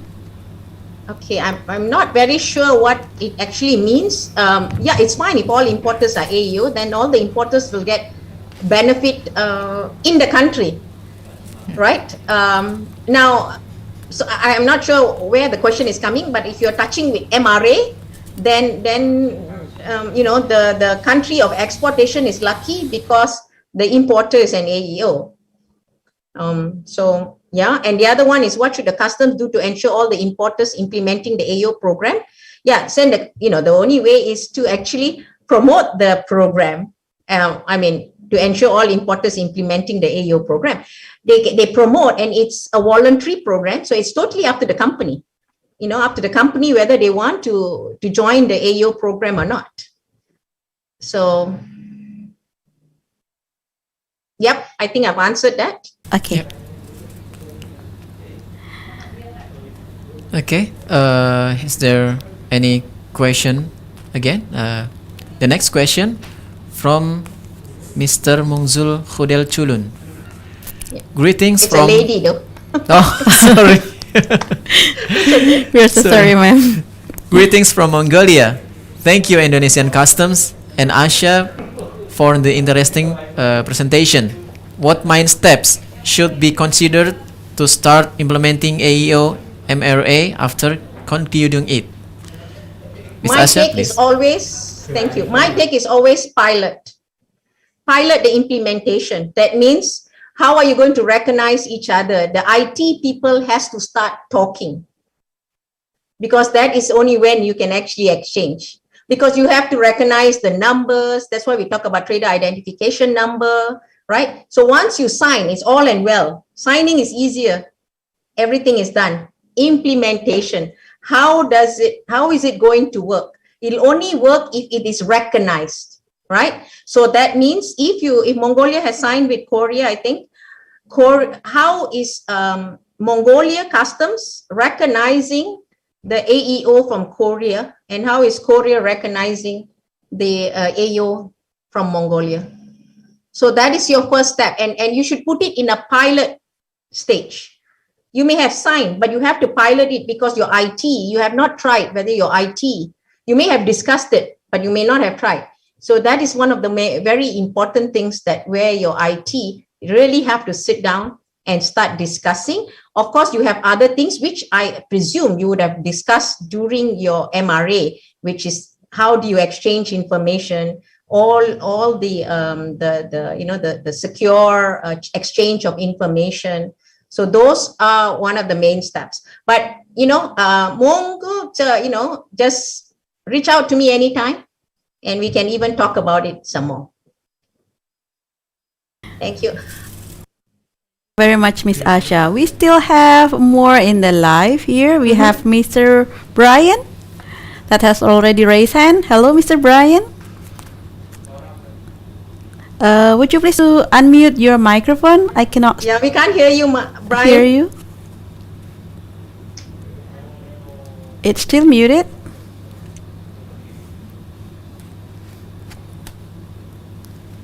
Sometimes when you try to unmute, it says that the organizer don't let you unmute. You might have the same problem as me. But on your screen, you look unmuted already. You don't have the mute sign. Hello?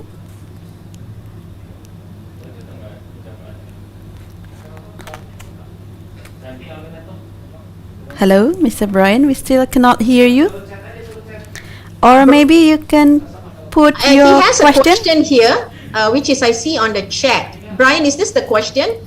New Zealand is currently updating our MRA with US CTPAT. One of the new requirements we are working through is a new section on cybersecurity. What is the WCO doing around including it as an AEO requirement? Okay, so the answer is the US brought in 5 new requirements to the World Customs Organization, right? To the Safe Review subgroup. Eventually, it went to the Safe Working Group. Unfortunately, it was not accepted.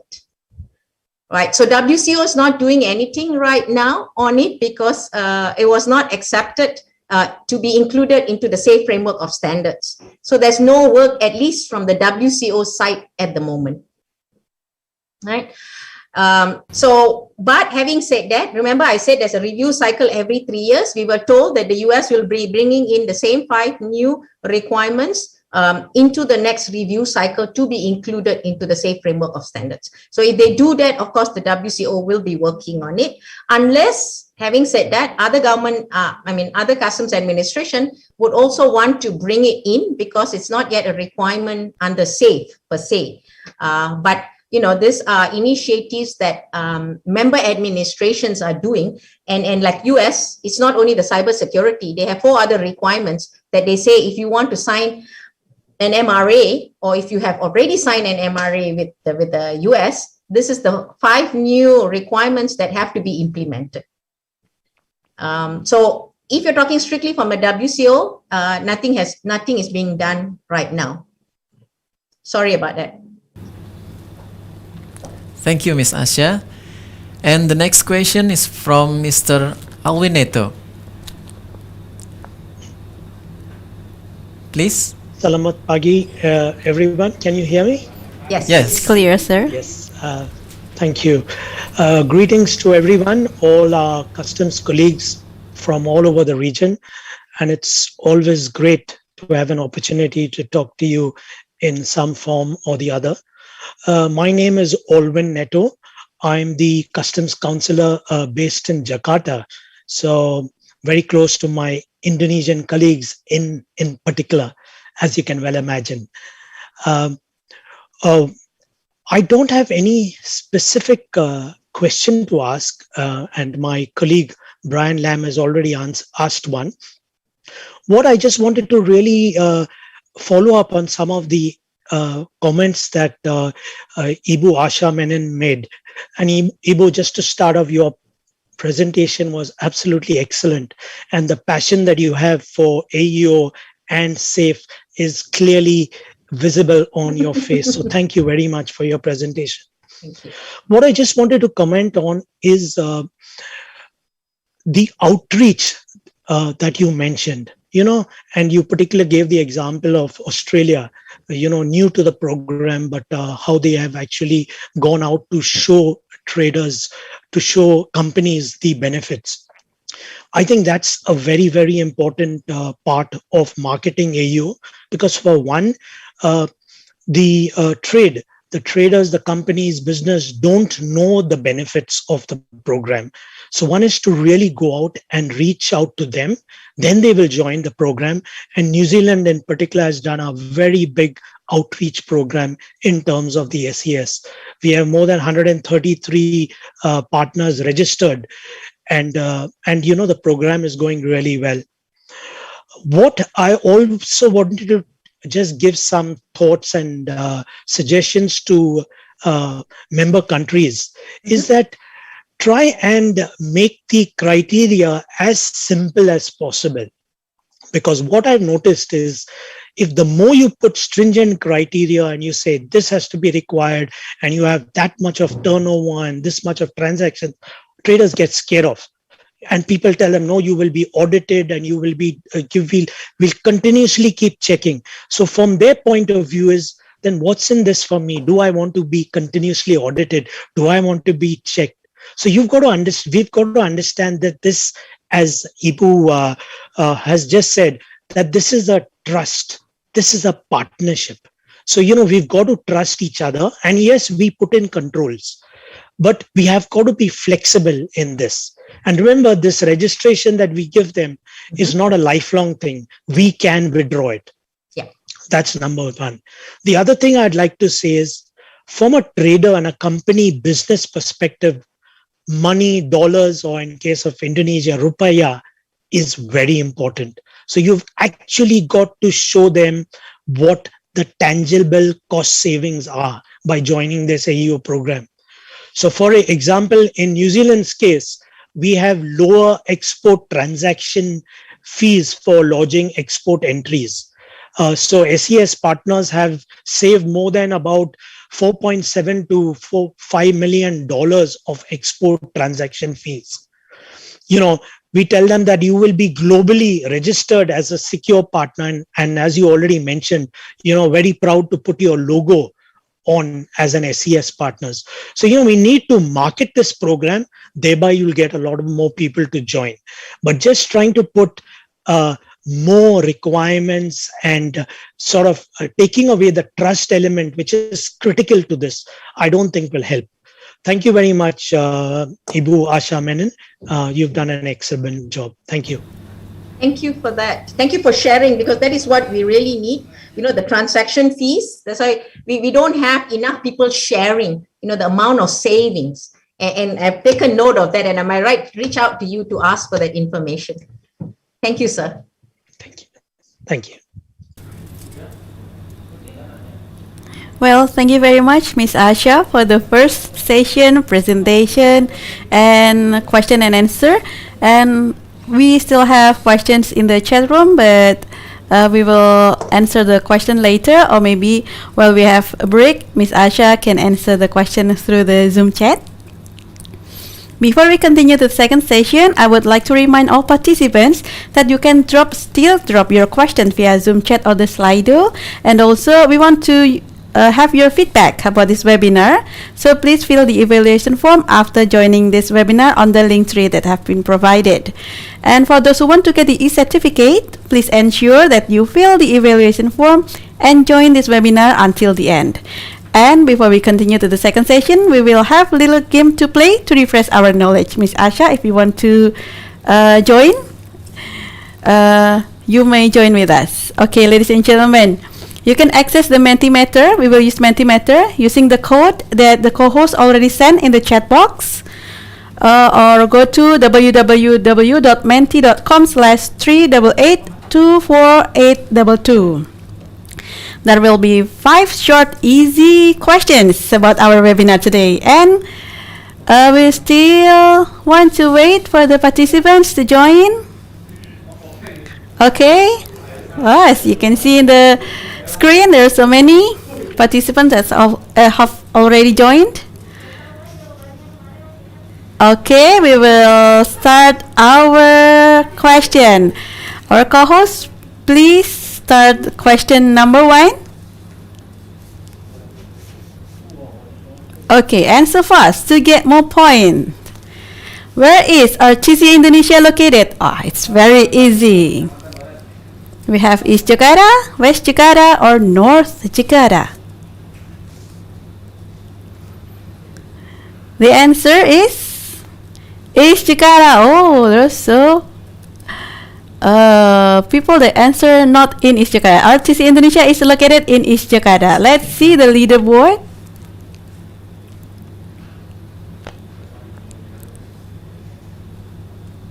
Who is leading for the first question? Yeah. Okay, so Hummer. Okay, Hummer, congratulations. Okay, Teddy, would you please to read the second question? Yeah. Please, co-host. Next question. The second question.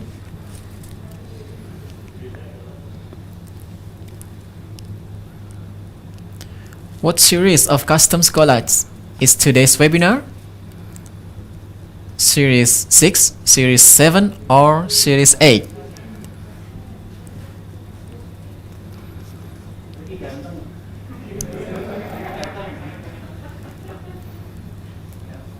Oh, 49 participants answer correctly. We will see in the leaderboard, please. Is it still the same or different?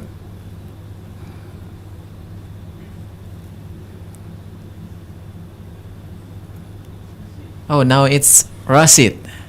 Congratulations. Nela, please, next question. Okay, let's move to the third question.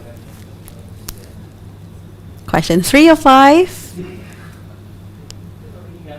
And then what field is Miss Asha Menon expert in? Very easy. AO, classification, or excise?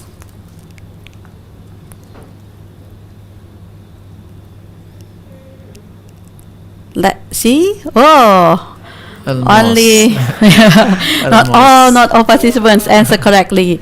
Okay, Miss Asha Menon is expert in IAO. Who is the leader?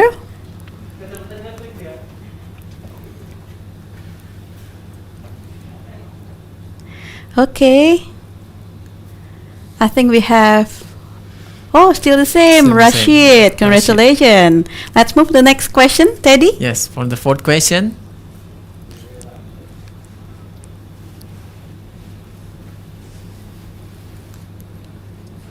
The question is, what is the name of framework that WCO issued to secure and facilitate global trade?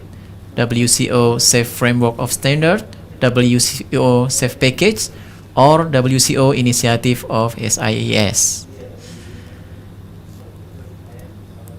Yes, almost all participants answer correctly. WCO Safe Framework of Standard. Who is the leaderboard? Who leads? Is it still the same?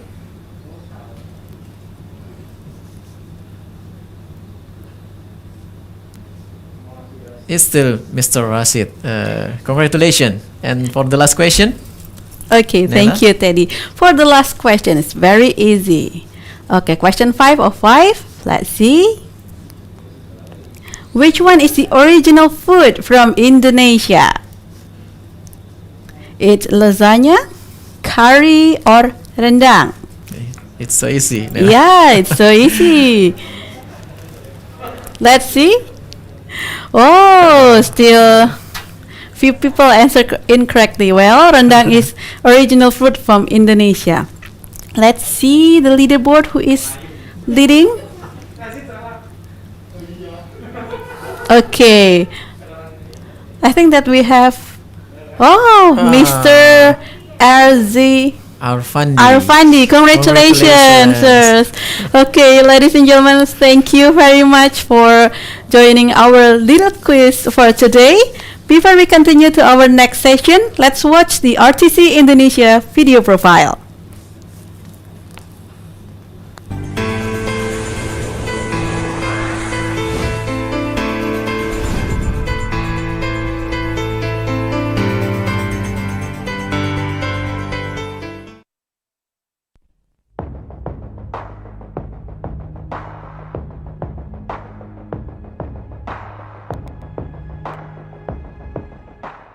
Welcome to the Indonesian Customs and Excise Training Center, located at the Directorate General Customs and Excise Headquarters Complex in Rawamangun, East Jakarta.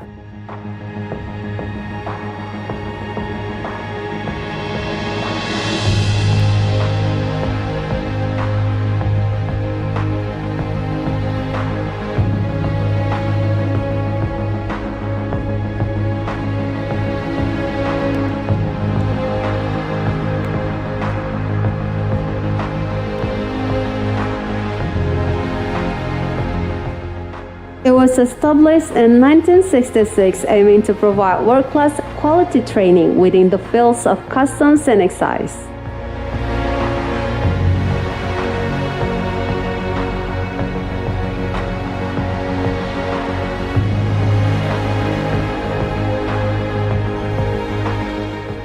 Indonesian Customs and Excise Training Center is a part of Financial Education and Training Agency under the Ministry of Finance of the Republic of Indonesia and headed by a director. With its 14 best trainers who are highly qualified and well-respected specialists in their fields.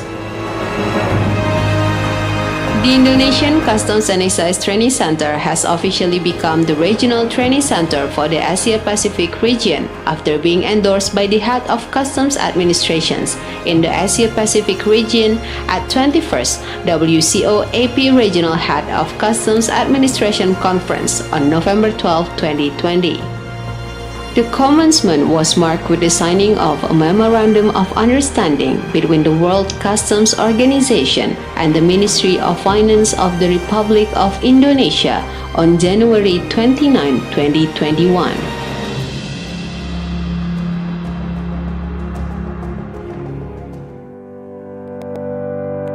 We organize customs and excise courses in a various number of specialized fields through the annual scheduled training programs and other additional courses to meet the training needs that arise every year.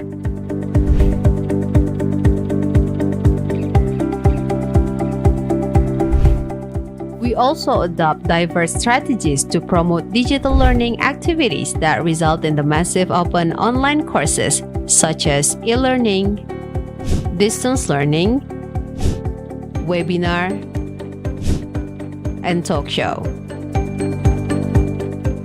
The building features training facilities that consist of administrative offices for the Customs Training Department, a 100-seat auditorium for trainings and large group meetings, 19 classrooms, each with the capacity of 30 students,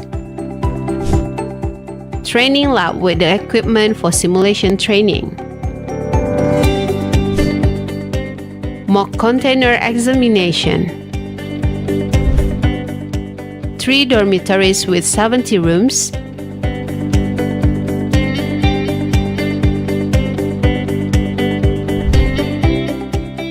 digital learning room, computer laboratory, mini office, library, lounge, studio, main hall, dining room, fitness center, entertainment room,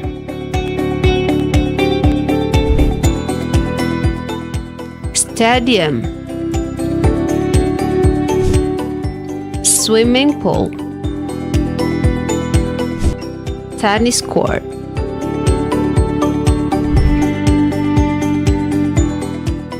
Now we are more than ready to be the best place to respond to officers' training needs, to forge links with neighboring countries, and to facilitate the follow-up World Customs Organization programs in the Asia-Pacific region.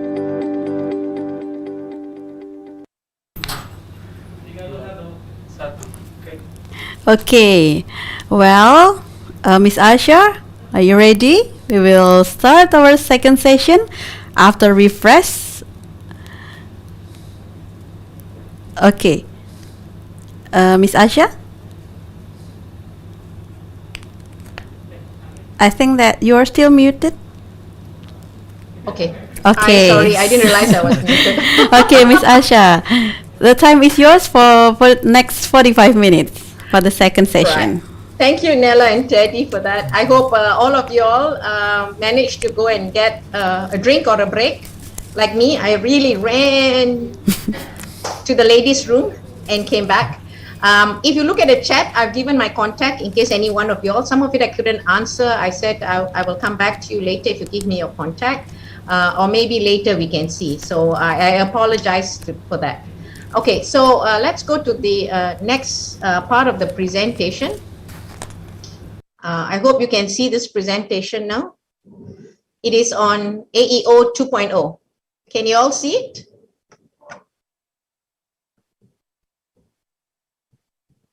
Yes, Asa, it's clear. Okay, thank you.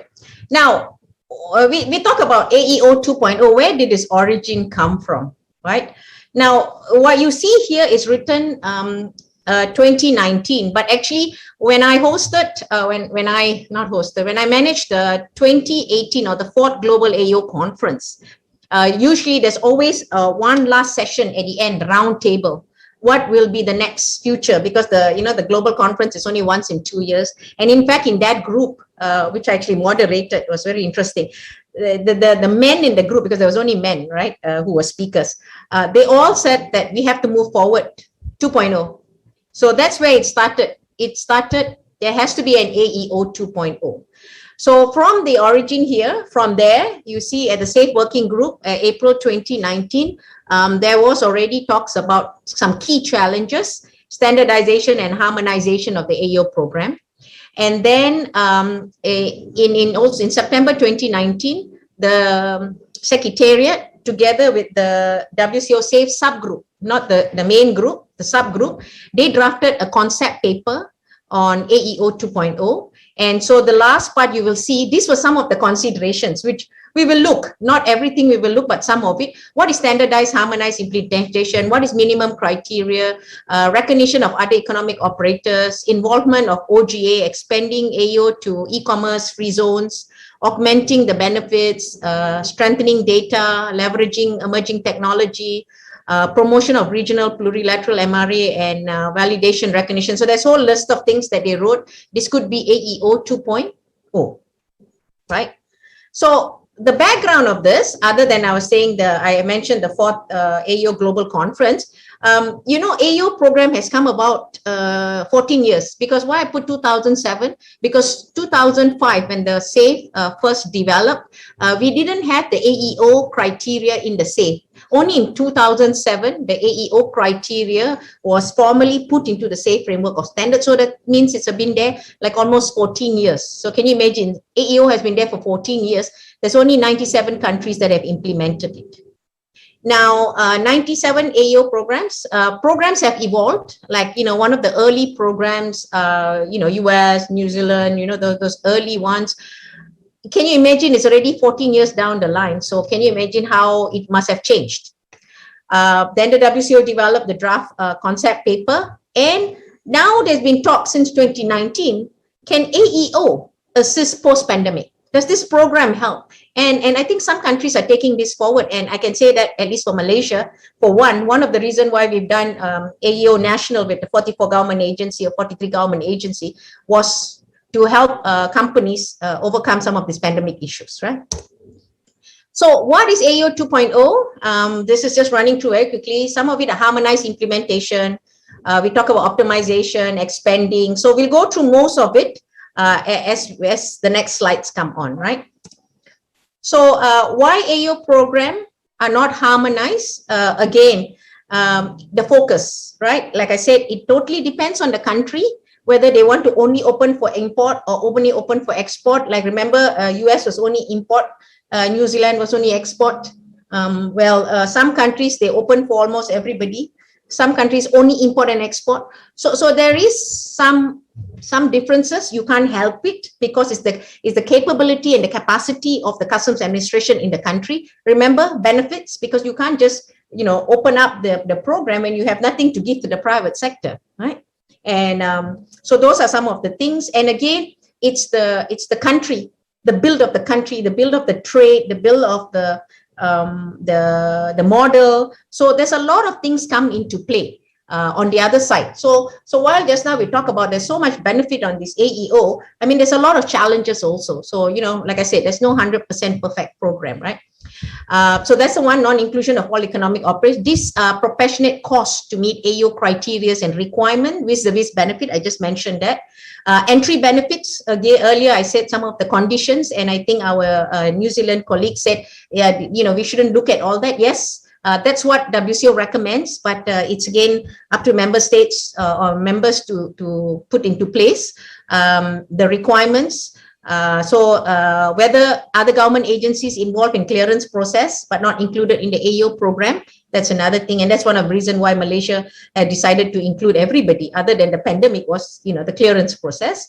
And then of course we talk about the level of automation, paper-based clearance, release time, and another big challenge is SMEs, right? SMEs, most of the countries, I won't say all, because if you ask EU, they will say 70% of their AEOs are SMEs. Now, again, SME definition is different from one country to another. So that's a bit of another challenge. But I do agree, if you go based on the country, if the country says they have SME, then, it's difficult you compare with somebody else. So that means their SMEs are part of AEO. Now, optimization of intervention as well as involvement of and recognition of OGA in AEO programs.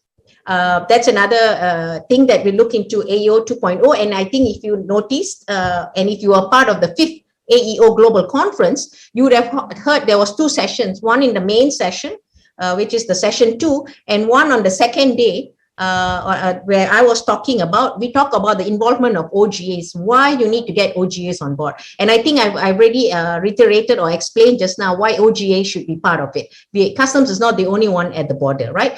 But that also has another challenge, is the buy-in from the OGAs, whether they want to come in, because a lot of OGAs, if you're here, I mean, I think you will understand is that Customs, they'll be thinking, is Customs trying to take over my job, right? Why I should join Customs AEO program?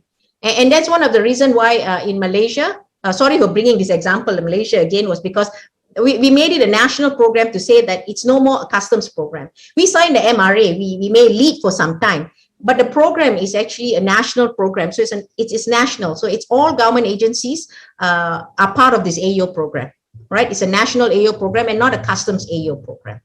So that's why we want to try and get the inclusiveness. And again, that's about buy-in, right? So, of course, it is in accordance with WTO TFA Article 7.7, is Safe Pillar 3, and we talk about integrated single agency AEO program. Now, even in Africa, South Africa, Lesotho, there's a lot of countries out there, other than the ones that, we already know, which I have a list, people are going into single agency AEO program.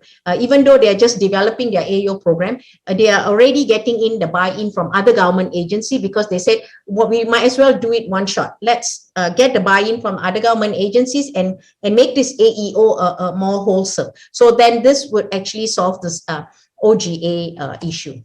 Now, what is it, this AEO with OGAs? So I think we saw just now, Pillar 3, right, is to ensure governments respond to the supply chain security. And that's where we talk about being in this pandemic, right? In this pandemic, we are totally understand if you're private sector, there's a lot of economic issues around, I don't have to spell it out. You all know some of the economic issues with this pandemic and how to reduce burden on both trade and also on government. And so that is why a lot of countries are getting their OGAs in. Also to avoid duplication of requirements and inspections. Yeah, why do twice? If you want to, can all the government agencies do together? And in Netherlands, for one, that is what they do. They actually have where inspection is done together. Streamlining processes, and that is what I think a lot of countries want to do, including Malaysia, is trying to look at the long term, working with other government agencies to streamline the processes. Now, of course, if you want, the available tools are all there. What kind of cooperation should be done? There be mutual cooperation. Again, we talk about safe pillar 3 and all that, and harmonization at the national and regional control measures. Again, if you look at the safe, you even have the pillar and you also have the standard, take different forms and all that, and alignment of security programs. So very quickly, some programs can be aligned. For example, in Malaysia, we are looking at the export control and AEO, whether because the export control has certain and some of the health international programs, they're quite similar. Now, on the other side, you also have the Aviation Security Regulated Agent Non-Consignor. They also have similar programs that can be looked together. So alignment of different security programs can be looked at. Now, example of customs administration or AO programs that have other organizations or other OGAs involved. You can see here Colombia. They have five agencies, including Customs, National Police, Sanitary, Phytosanitary, Ministry of Trade. Brazil has 6 agencies, 7 including Customs. They have Agricultural, Aviation, Army, Quality and Technology, Secretary of Foreign Trade, Health and Meteorology. Dominican Republic, 7. Mexico has Civil Aviation and Police. In the EU, they have Fisheries, Aviation, and they also work with export control. US, they work with TSA and FDA. Canada has TSA. China has 40 agencies where give benefit to if they are AEOs. And in Malaysia, including Customs, 44 government agencies. So these are known ones. I mean, I'm sure they're out there, which I don't fully know, that I've not put, but this we know for sure. There's a lot of synergies between the other government agencies with Customs on the AEO program. Now, there was a question on e-commerce and, where is it moving? Yes, if you see at the global conference, they talk about encompassing, embodying, bringing in e-commerce, right, to be AEOs. Now, having said that, they have the WCO cross-border e-commerce framework of standards for it. And in Standard 6 and Standard 11, it is recognized very specifically AEO. It's recommended that Customs Administration should explore the possibilities of applying AEO program and mutual recognition to cross-border e-commerce. Having said that, it is once again, up to the Customs Administration in the country and the government on how this can be implemented. Because as you know, getting on board e-commerce is working together with them. It's something that is growing. It's something that we cannot push aside or close an eye. It is definitely there, and it is definitely something that we have to embrace. It's just that how are we going to embrace it is that Customs Administration has to work and look into it. Yeah. Expanding AEO to postal operators is something else, because we talk about e-commerce to some extent. Postal operators, they also play an important role to facilitate the exchange of e-commerce. And so this is something that is being even promoted at the WCO and even global conference. And, in some countries, the postal operators like in India, the Netherlands, Slovenia, Czech Republic, Hungary, and Romania have already received AEO status, right? Now, having said AEO status is not the whole post, generally it's more the express side of the post, right? So this is something that Customs Administration to look. So this is AEO 2.0. This is the moving towards AEO 2.0. So, involving all these different people. And of course, the WCO, the UPU Custom Postal Guide has some guides there where we talk about the UPU using the security standard S58 and S59, right? and all that. So that's something that customs administration should look into, and private sector, if you want, you should go with the customs administration to have this discussion, this engagement on how to get e-commerce or postal on board AEO programs.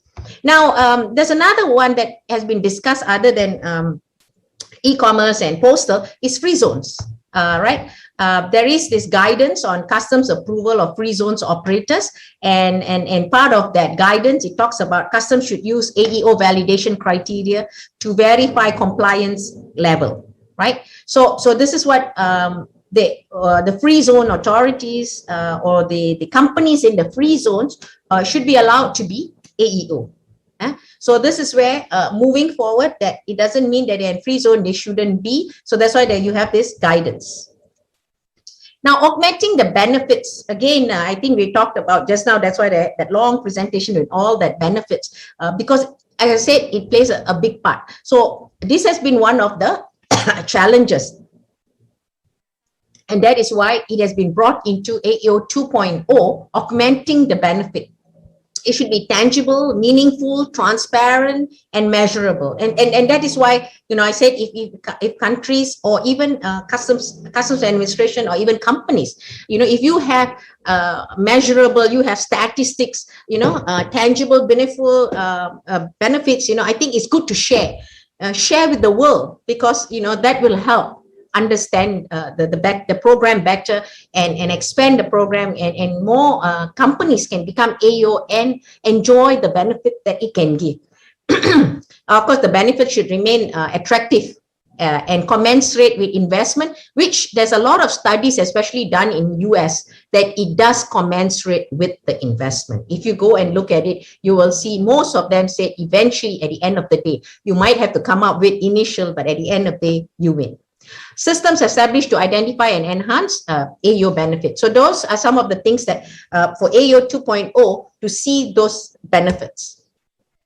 Now, international recognition of AEOs in the supply chain risk management. This is something which is very interesting from the private sector. MRAs are no more necessary. Why do countries need to sign MRA? If I'm an AEO in Malaysia, and I'm known, why do I need to sign with Indonesia for Indonesia to recognize me? Indonesia should just recognize me. I'm already an AEO.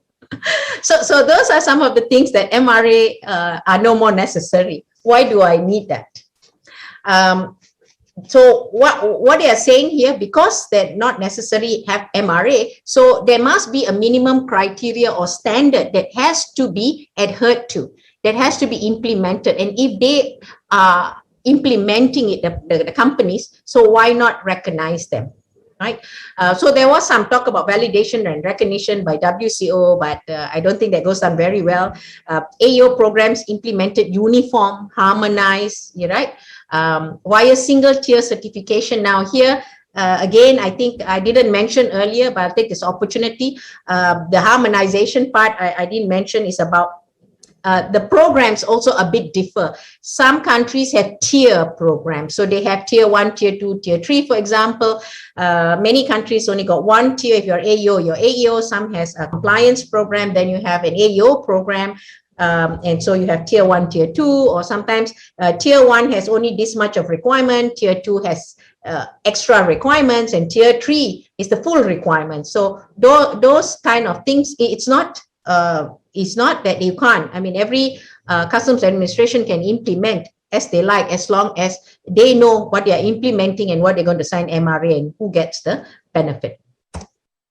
Now, effective implementation of AEO MRA, I think just now we spoke, and I also mentioned like countries like Hong Kong and Japan are moving forward and trying to make sure that their AEO companies get. So this is what we're talking about. There's we know there is 87 bilaterals and 4 plurilaterals. Here we have now more than 78 MRAs are being negotiated. How do we ensure that the implementation AEO is effective? Because I also know a lot of countries have signed MRAs, but they have not put them into operations. So there are a number of countries around the world that has this issue. Like I said, it was easier to sign after signing, the implementation, the operation part becomes an issue. So that is where we're talking about effective implementation. First, not only signing, making sure that it's operationalized, and after making sure it's operationalized, that the companies actually get the benefit. So I had a question here just now that was by, I think, Christian was asking, what is the benefit? If MRA only benefits the customs administration? No, actually MRA is for the benefit of the private sector also. You see, what happens is, if A and B signs MRA, right, these two countries, what it means that it is not recognizing the companies, it is recognizing each other's program. So how we recognize each other's program is we do a comparison of the program. Generally, it would be a bit more or less compatible, because if you're using the WCO validation, the WCO requirements, it should be harmonized to some extent. So, you do a validation of the paper validation. So once you look at the paper validations and you see what's the difference, you look at the laws and regulations and everything, and then you are happy. All that has been clarified and said that the programs are compatible. Now, then we go to the next step, which is the validation. Remember, in an AEO, you have to do validation, on-site validation and all. Now, in an MRA, you do a joint validation. So country A will go to country B and do a validation of 1 or 2 or 3 or 4 companies. They see how the validation is done, and vice versa. Country B, customs will go down to country A and go and do. So once they are satisfied that their programs are similar, then they discuss the MRA text, right? Okay, what are the benefits I give you to this AEO companies, these AEO companies. Now, not only that, who do I recognize? Not everybody in the AEO list will get benefits, right? Because it's mainly the exporters, because the exporters are the ones who's exporting to the importer of the other country. So mainly exporters. And that is why you'll have another requirement here of recognizing other players in the supply chain, not only exporters. So this exporter in country A will be recognized in country B. And how it is recognized? Through TIN. You can see some key challenges is trader identification number, because how does the company in country A, right? How does that company get recognized in country B, or the customs system?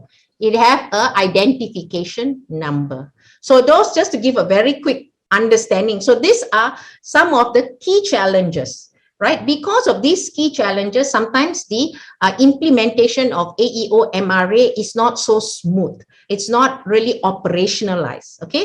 Then you also have data security and privacy, because sometimes you have to exchange information. And that is where sometimes you have to reach out back to the private sector, even though they're AEO, to ask them, are you okay? We need to share some of your data with the country of we sign MRA with, because you'll be getting benefit in that country and they want to know who you are, right? So these are some of the challenges that customs administration have after signing MRA, right? So, but if it is implemented well, then both the AEOs in both countries will receive the benefits, right, of fast clearance and other benefits that the countries or the customs administration is giving to AEOs. Now, talking about regional plurilateral AEO and MRAs, because we're talking about spaghetti board. Now, imagine we have 183 customs administration and all implemented AEO program and all want to sign bilateral. Will have how much? More than 10,000 MRAs. Can you imagine more than 10,000 MRAs? So to reduce the spaghetti bowl, we talk about regional and plurilateral AEO programs and MRAs signed. So that would help. And that would also help with standardizing and harmonizing the programs around the world. So this is what the one of the biggest challenge, and I think the first thing that Secretary General Kunio Mikuria mentioned in his speech when he said in the global conference, is one of the biggest challenge is the harmonization of programs, right? The standardization. The programs are a bit different here and there. And so by getting this regional and plurilateral, it could help. The concept of cross-accreditation recognition, trying to use the WCO standards, the WCO guides on how to do validation, how to use the self-assessment questionnaire, that would help if everybody started using almost similar things, so the programs will be more standardized. It'll never be the same throughout the world, right? Unless you have a multilateral agreement. And that also sometimes it's not similar, but this will help. And also to provide benefits in transit countries by including in MRA. So sometimes you have, also landlocked countries. So those are some of the things to think. And there was this question, should we have an AO convention or a multilateral MRA? So I don't think it's going to happen, but it was just a question put there, right? So this is where we talk about the 2.0, about more regional and plurilateral AOs and MRAs that should be moving. And like an example of the ASEAN MRA.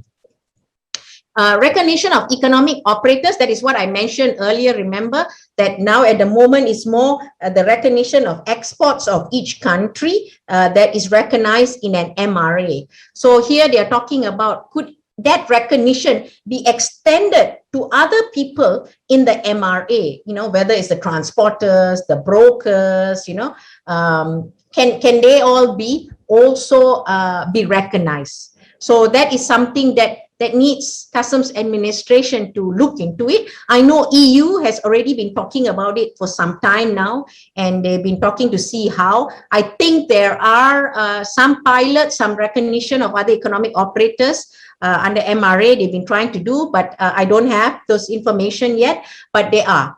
That's why we said it's AO 2.0. It's moving towards that, but I must admit it's a bit slow, right? So if you're a private sector out there, maybe you could start helping the customs administration, and you can get the benefit at the end of the day. Leveraging emerging technologies for AO and mutual recognition processes. This, has been talked a lot at the global conference, and also if you see the WCO Knowledge Academy, if you attended that, this talk about machine learning, about digital processing, data analytics, all the disruptive technologies to be used. And I think one that is really, really emerging is blockchain. Blockchain for the management of AO certification process and data sharing. And I think we all know, if you heard at the global conference, you heard Cadena, right? The Pacific Alliance members, the Inter-American Development Bank helped to develop this Cadena, and they are helping the Americas, where most of the blockchain right now are being used in that. But having said that, I know India is talking about it. Malaysia is going to run a pilot. We are trying to develop a blockchain also for our new AO National, where we try to bring all the other government agencies on board. So there's a lot of talk, if I remember correctly, I think Australia, US at one point of time. So we've been hearing all this, but there is no consolidated place where people come and talk about all this blockchain solution for AEO, which we think is good. Now, I must say, I know my colleagues in Lesotho can't be here right now because it's too early in the morning. But in Lesotho, it was interesting. If we say an African country, they have an AO portal, but I think EU also has, but they have an AO portal which they are going everything's online almost, and they're going to launch it soon, which was really interesting because even in Malaysia, we don't even have one like that, and they are already moving towards that. So it is very interesting. So sometimes we have to just get all the countries that are doing all this kind of leveraging technologies for AEO to raise this awareness to everybody. Now, I wanted to talk about the US proposal very quickly because, and I think thanks to Brian who brought it up also, this issue, because when we're talking about AEO 2.0, right, we're all talking all this while about this moving here and moving there and all that. We also have this US that put up 5 new proposals at the last SAFE review, protecting the supply chain from agriculture threats.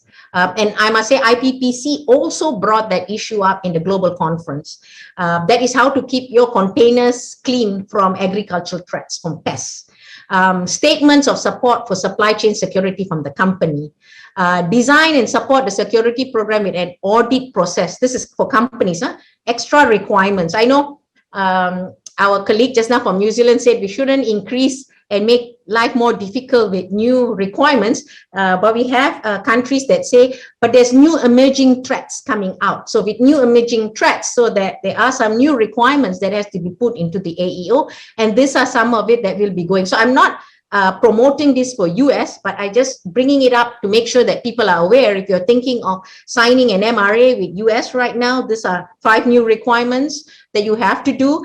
And if you are looking at the SAFE, the future SAFE, that this is something that is going to be brought to the SAFE working group, review subgroup to be looked at, to be included into the SAFE itself. So you should have an employee code of conduct and a social compliance program to address forced labor. So when you say statement to support, part of it is actually cybersecurity, which our colleague Brian from New Zealand mentioned. It's also part of the cybersecurity is part of this, right? So these are just information that you should know as we move to AEO 2.0. These are some of the things that are coming up. So what are some WCO tools and instruments related to AEO that WCO has been developing? I can share with you on-hand experience because I've been sharing some of the small mini group, we call it, where we developed some of this. So these are the new tools. So the SAFE Package 2021, which is AEO implementation and validation guidance. That's a new document you can see here. It's divided into 3, which I'll explain. Then we'll have Regional Customs Union, AEO program and plurilateral MRA I mentioned earlier. That is part of the SAFE 2021. And of course, the AEO Compendium 2020 edition, right? That is latest edition for the compilation of all the AEOs around the world. Of course, depending if the Customs Administration provide the information. If they don't provide the information, unfortunately, we will not be able to have all that information in that thing. Now, this is the Authorized Economic Implementation and Validation Guide. What is the difference? Before, the WCO had an AEO implementation guide, right? It has 9 phases of implementation, but now it is put into this AEO implementation and validation guide as chapter 1. Now, chapter 2 is AEO template. What is AEO template? If you know, if you've been following, we used to have an AEO template, which is the self-assessment questionnaire, right? WCO a few years ago, I think it's about 4 or 5 years ago, came up with an AEO template. Now, with the changing of the environment, the pandemic, everything, now the group had updated the AEO template, and that is what is in chapter 2. And in chapter 3 is the Customs AEO Validators Guide. Now, I know some of you must have thought, but I thought only 3 years ago, in 2018, we came out with a Customs AEO Validators Guide. Yes, you're right, with it. But this is an updated version. Now, if you see all these 3 chapters are in one document, that means we have aligned all the information in it. And what I actually mean, I will explain later a bit. Before that, I just want to talk about the AEO implementation guide. Now, formally, remember we had 9 phases or stages, but now it's taken to a 4 stage of program implementation. I don't think most of people here need, unless you really don't have an AEO program and trying to build an AEO program, you need this. But sometimes you can pick up some good stuff, some good examples in it, because there are a lot of these key considerations, strong political will, of course, capacity building, early engagement, flexibility of the AEO program specifics, pilot, start small, establish monitoring mechanism. So those are some of the things that gone. Remember, it's updated, right? And it just got approved at the June 2021 council session. Now, this is the new self-assessment questionnaire. Now, what is good about this self-assessment questionnaire? It is really been tailored according to the requirement. Remember, I showed you the AEO international requirement A to M, right? So now what they've done is all the questions are according to the criteria. So as you know, we are talking AEO 2.0 harmonization, standardization. So that is what went into this, trying to be more harmonized, trying to standardize so people understand it a bit more at the same level. So that's the difference of the self-assessment questionnaire. And in addition, I should have taken a screenshot, that self-assessment has also the explanatory notes in the paper itself, right? So if, say, question the criteria A, the first one, record of any infringement offenses. So the answer is yes or no. And then the final column will be explanatory notes, what to look for, right? So it can be used for both the validators, customs officers, or any other government agencies, or it can be used also by the private sector. So they know what they need to answer, or how to answer, or what customs will be looking for in this question. So it's very useful. I suggest everybody please have a look at it. It's also very interesting to see, because it's really very new, like fresh from the press, like, and it's a lot of effort by customs administration and also the private sector, especially from the private sector consultative group, PSCG. They have put in a lot of effort together in this document, right? Now, what are the new initiative is the online AO compendium. If you are customs administration, I'm sure you have heard about it, because WCO has written out to everybody and asked for contact persons, right? The contact main person that can be a contact here, so that they could do all the inputs, because AO compendium is going online thanks to Dubai. So it'll be a comprehensive capacity building training material and click. Oh, sorry that. So it's online AO compendium. This is ao.wcoomd.org. So you can go and look at it. It's still in process. It has not been completed. So in case if you go and click now, you might not have it. But what it helps to do is it gives all these graphs, and it's a tool. So, you know, it will automatically give all the nice statistics, we could say. So it's much easier than having this thick document, because I just printed the whole AO compendium 2020 and it was so thick, you know, and imagine you have an online and it's so good and so easy to access. So these are some of the example. I only managed to take a picture how you will be able to see. So if you have this online, you can see things like this AO compendium. Out of the 97 programs, what can you see? Now, less than 10 AOs, that is less than 10 companies, AO companies in their program is 24%. From 10 to 100 companies is 18%. 100 to 500 companies is 19%. And more than 500 companies, AEO is 39%. So it's very heartening to see that, you know, a lot of these AO programs have more than 500 AO companies in their program. This is some regional wise. If they want to see Americas, Middle East, the number of AEO programs by the region, see how has it increased, right, by the region. So you can see here the color. So you can see Asia Pacific, I think that made a jump from 13 to 17. But if you look at this, it is the Americas that has the most AO program now. I mean EU, okay, Europe, but because of the countries, right, because EU a block of 27. If not, means if you're going by the others, you see the Americas. Now, Asia Pacific has the most MRA signed. Thanks to Korea, of course, and of course, China and Japan following. We have signed, I think, the most MRAs in a region. This is just to show another picture, which, you know, the AO program operational and development, right? So this, the color difference you can see, and mutual recognition agreements also for MRAs under negotiation and MRAs concluded. So this will be what you will eventually see in the online AO compendium. Yeah. Now, so this will be the last slide. What is under development? So those are the documents already developed. The AO online compendium is in the process. It's going to finish very soon, but it's right now under development. I'm also chairing a small mini group. We are looking at training materials for AEO. What does that mean? That means that it's a full set of training materials. Any customs administration can take it, and you can, if you can, you know, read through it, and you can train your own people how to do validation, right?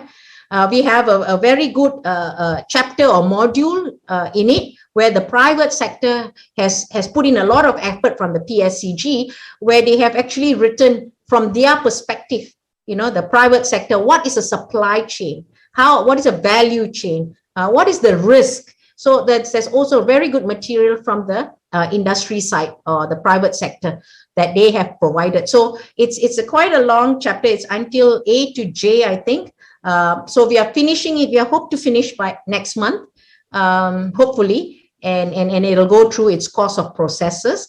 But what is going to happen is that will also be converted into an e-learning module on AEO, especially for private sector, right? Especially for private sector. So you know what the customs is coming to look for. So you can get your people to already go through this course and find out what customs would need from you. What will customs look for? What will customs ask? So this is something that is being developed right now as we speak. It's being developed by the group of countries and again the private sector, from the private sector consultative group. It's a huge work, like the other document, the AO implementation. It's a huge work. I can say, this really dedicated group of people who are sitting and who meets every week or every other week, for different times. Like I think Australia, sometimes they have to come in at midnight. For us in Malaysia, it's in the night. For the Americas, they come like 6 o'clock in the morning, 4 o'clock in the morning, they get up and join us. So because it's from all over the world. So we all take time from our normal work to actually sit and try and come up with these training materials for everybody. So I hope it'll become useful for everybody around. So I think I will stop here now. And this is about, where AEO and AEO 2.0 moving about, how is it going? But we also need the commitment from all customs administrations to bring this forward, and the private sector to be engaged with the customs. Yeah, I think that's the last. Yeah, so this is just some reference if you want to go and pick up some of the documents. And I think that's the end. Thank you very much. I pass back to you. Thank you very much, Ms. Asha, for the second presentation. And now is the time for Q&A session. We'll move to the question that is already submitted. Our co-host? Yes, the first question is from Slido. As AEO was initiated based on 9/11 tragedy and to push out boundaries, does USA also promote this program for companies in their country? Ms. Asha, please. Thank you. Yes, they do, of course, but they are not called AEO. And that's why, remember I had a slide, or maybe you were not there when I presented. I had this slide with all the different names. So because in US it's called CTPAT, counterterrorism on something, their protection something. I always never remember. So that is their program. They don't call it AEO. And because of that, sometimes it gets very confusing, right? They do have AEO. They do promote AEO. They have more than 10,000. I think they are going to or close to 15,000 CTPAT members in their program. So they do, except that their program is a very security oriented program. Now, what they are doing is, remember I was telling, their security program is CTPAT, and they have a AEO program, their compliance program. They're trying to combine them to make like what we call the WCO AEO program and call them Trusted Trader program. So that is where they are moving. And all this while, they only have an import program. They don't have an export program. So if US sign with anybody, it's actually the benefit of the country, the other country, because you actually get benefit in US. Because US do not have an export program. So generally, their exporter don't really get benefit because they don't really have an export program, because their export is looked after by a different agency. Okay, thank you, Ms. Asha. And then, is there any question, co-host? Okay, this is a question from Slido, only given initial BA. The question, there are two questions. Is there any procedures for another country to immediately know if a business entity AEO has ended or removed? Is it possible to know the reason too? And then the second one is there any rank of AEO between countries, considering that AEO requirements different from one country to another? Please, Ms. Asha. Yeah, thank you for the question. Right. Is there procedure of another immediately known? Well, for the MRA countries, that means if two countries sign to MRA, they will know because there's an exchange of information. If a company is no longer an AEO, right? Only if they are listed in the MRA. Now, I might have 500 companies. Okay, Malaysia has 500 companies and Indonesia has 600 companies, for example, right? Now, under our MRA, not all the 500 and 600 will be part of the MRA. It will be the relevant companies, right? So if any of these relevant companies agreed in the MRA, if they have been revoked or, has been suspended, this information will be told to the other country for MRA purposes. But if they are not part of MRA, you don't really tell, right? You don't tell the other country. Now, for the private sector to know, some countries, they put the list of AEO companies on the customs website. So if the customs website has the list, then those companies are AEO. So suddenly they take out one company, if you've been following and suddenly you see company Asha has been taken out, you are wondering, well, you have to ask the customs, which I believe they will not normally tell, right? So that is that as far, because that's sharing information of company and that's privacy, data privacy, right? So I can't remember the second question. Did I answer the second question? Could you? The second question from BA? Yeah. Before this one. The previous The one? previous one? The previous one.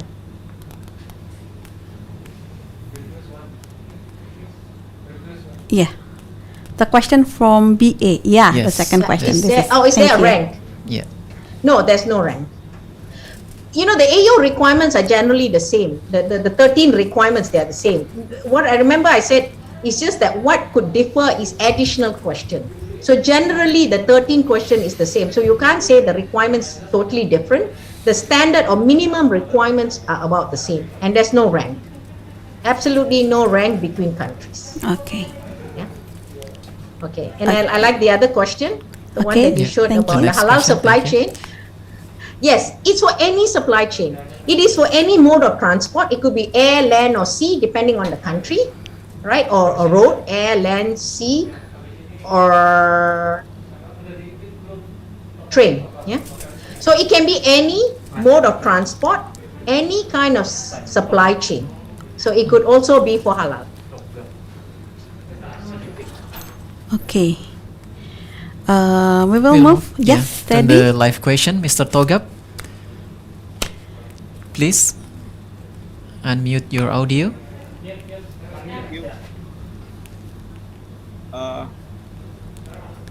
Would you please a little bit louder, sir?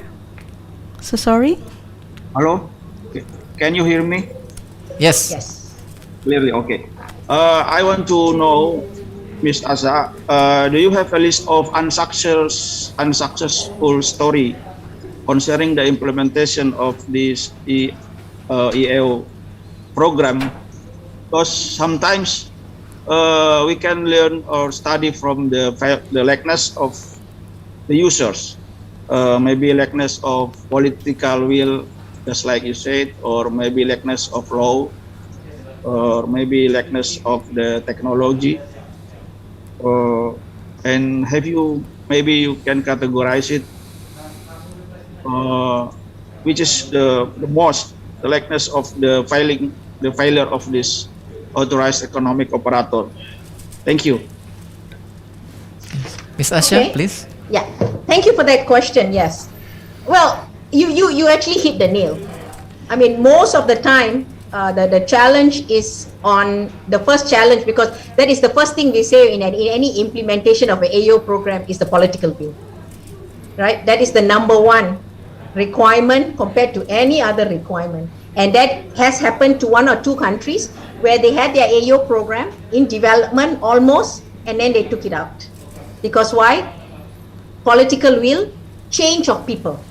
Because for me, one of the biggest thing for me, the number one thing for this AO program, or generally anything, is the mindset. Mindset is the one that can make anything possible, and it can change anything. So if the people change, mindset change, the program goes.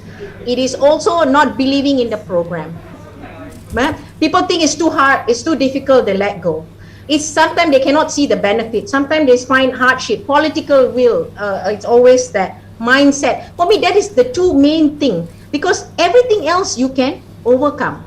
You know, like then the rest is, like I said, is the benefit. Again, you know, you can find benefit, but people are not willing to find benefit. The program goes. So I would say the challenge is at the end of the day to the end. However, there's another thing. For example, I give Malaysia, if I know before was Malaysia, Thailand, Mexico, and Brazil. They used to have a compliance program. Then they decided to implement an AEO program, but it was not successful in the beginning. Why? Because companies didn't want to move from their compliance program to the AEO program. Why? Because of course the requirements are more, you know, the benefits may be not as good. You know, there is so many things to comply with. So people are happy. So they stay with the compliance program. They said, it's okay, I'm already getting benefits in the compliance program. I don't have to move to the AEO program. So that was a big issue where I remember these 4 countries in the beginning, they removed their compliance program. So I think Brazil now has already a compliance program. So now like you have 2 programs, a compliance and an AEO. But some countries only have an AEO because that's another big issue. It's a challenge. People don't want to move.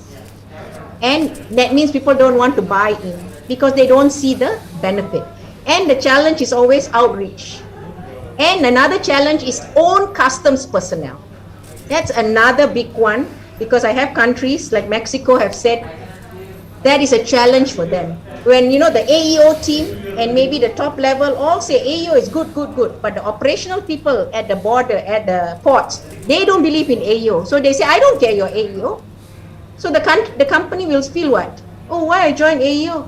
When the customs themselves is not promoting, but they are different customs. So when we say outreach, it has to be an outreach to not only to the private sector, outreach to even customs who will be implementing it at the borders. I know it's system. System is the one that says, you know, they're AEO and they should be cleared. But still, you know, at some point of time that AEOs do get stopped. And that border people will say, customs will say, I don't care. So, you know, those are some of the challenges that people find in implementing this program and not believing. Like I said, I've been to countries where the first time they said, no. Who can let go of people? AEO, you let go without checking. No. That's not possible. That's never going to happen. You know, again, those are some of the challenges. Okay, Miss Asa, this stuff is very good and excellent stuff. So, but have you categorized the country which is the most unsuccessful, and have you have the list? So maybe we can learn from what you have studied. We will do bilaterally because at the WCO level, that's a no-no. You know, even at the WCO level, customs administrations don't agree on ranking people according to their performance measurements. That's why people don't like World Bank ranking, right? People actually don't like World Bank ranking because they get ranked. So people don't really like being ranked. So no, we have not ranked the people who has been unsuccessful. But if you want to talk on a bilateral basis, I can maybe share with you some countries if you want to reach out to them. Okay, thank you, ma'am. You're welcome.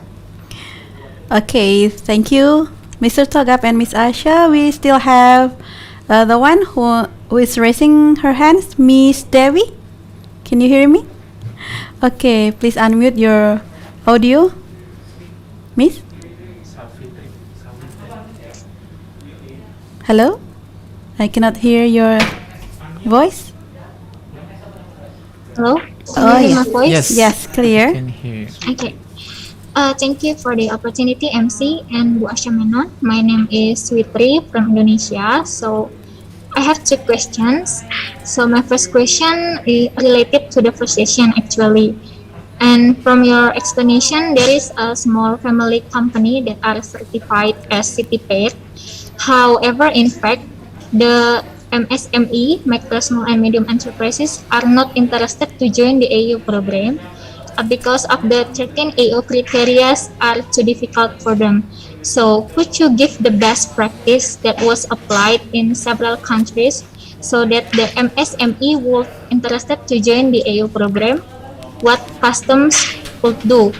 And the next question is related to the MRA implementation. As you explained on the second session, one of the key challenge of MRA implementation is efficient data exchange. Does that mean that the efficient data exchange must be automated using the real-time system? As of today, there are 87 bilaterals and 4 regionals AO MRAs.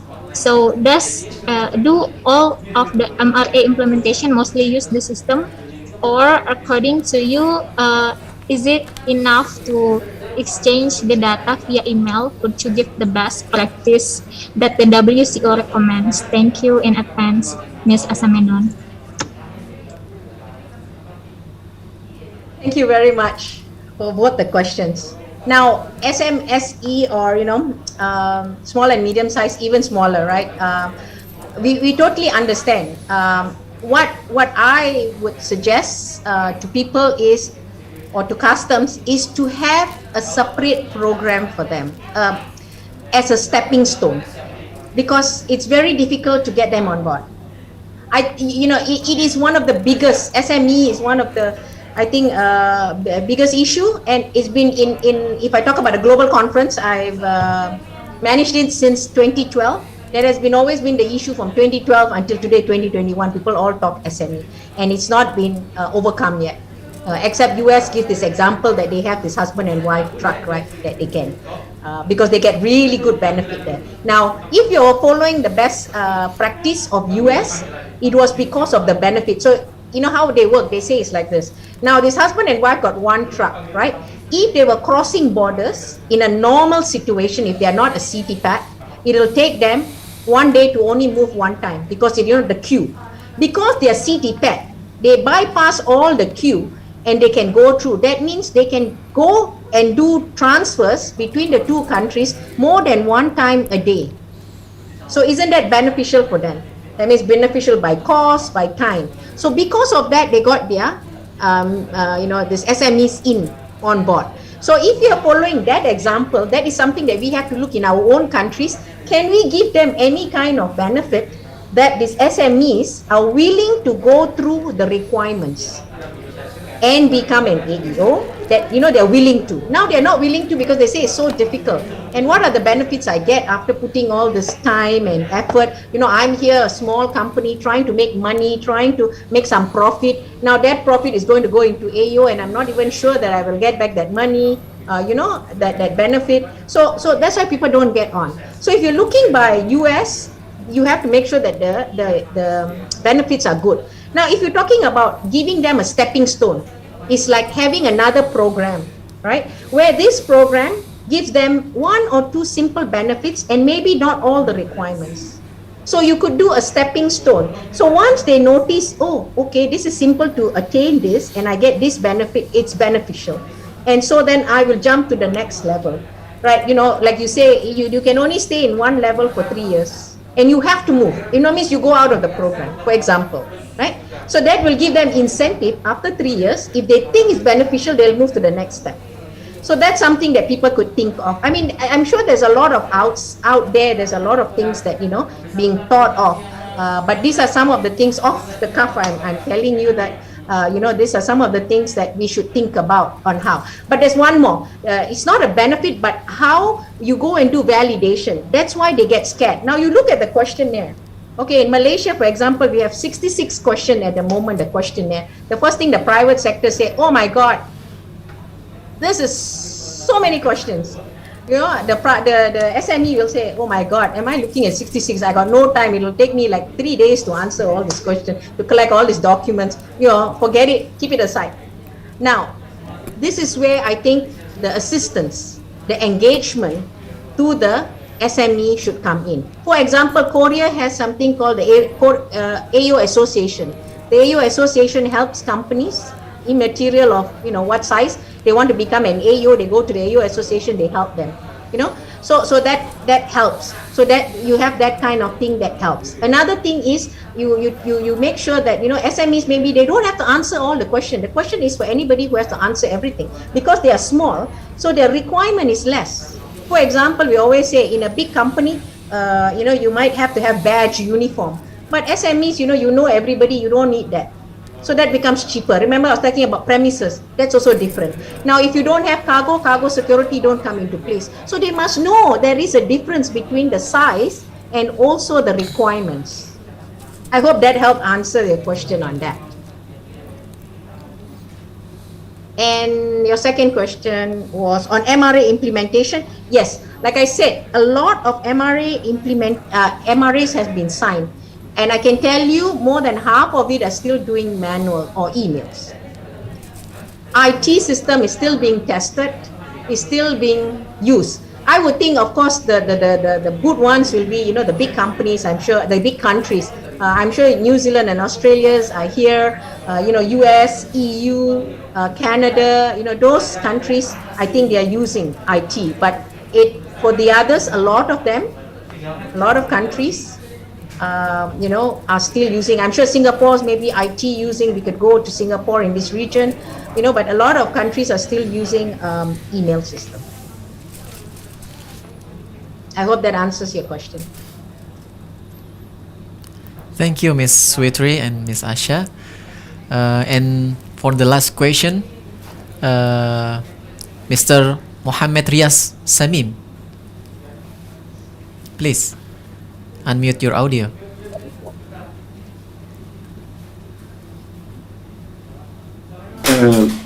Assalamualaikum and Bula to everyone from Fiji. Thank you, Asha. It's good to see you again, and very informative presentation, and surely we all enjoying it.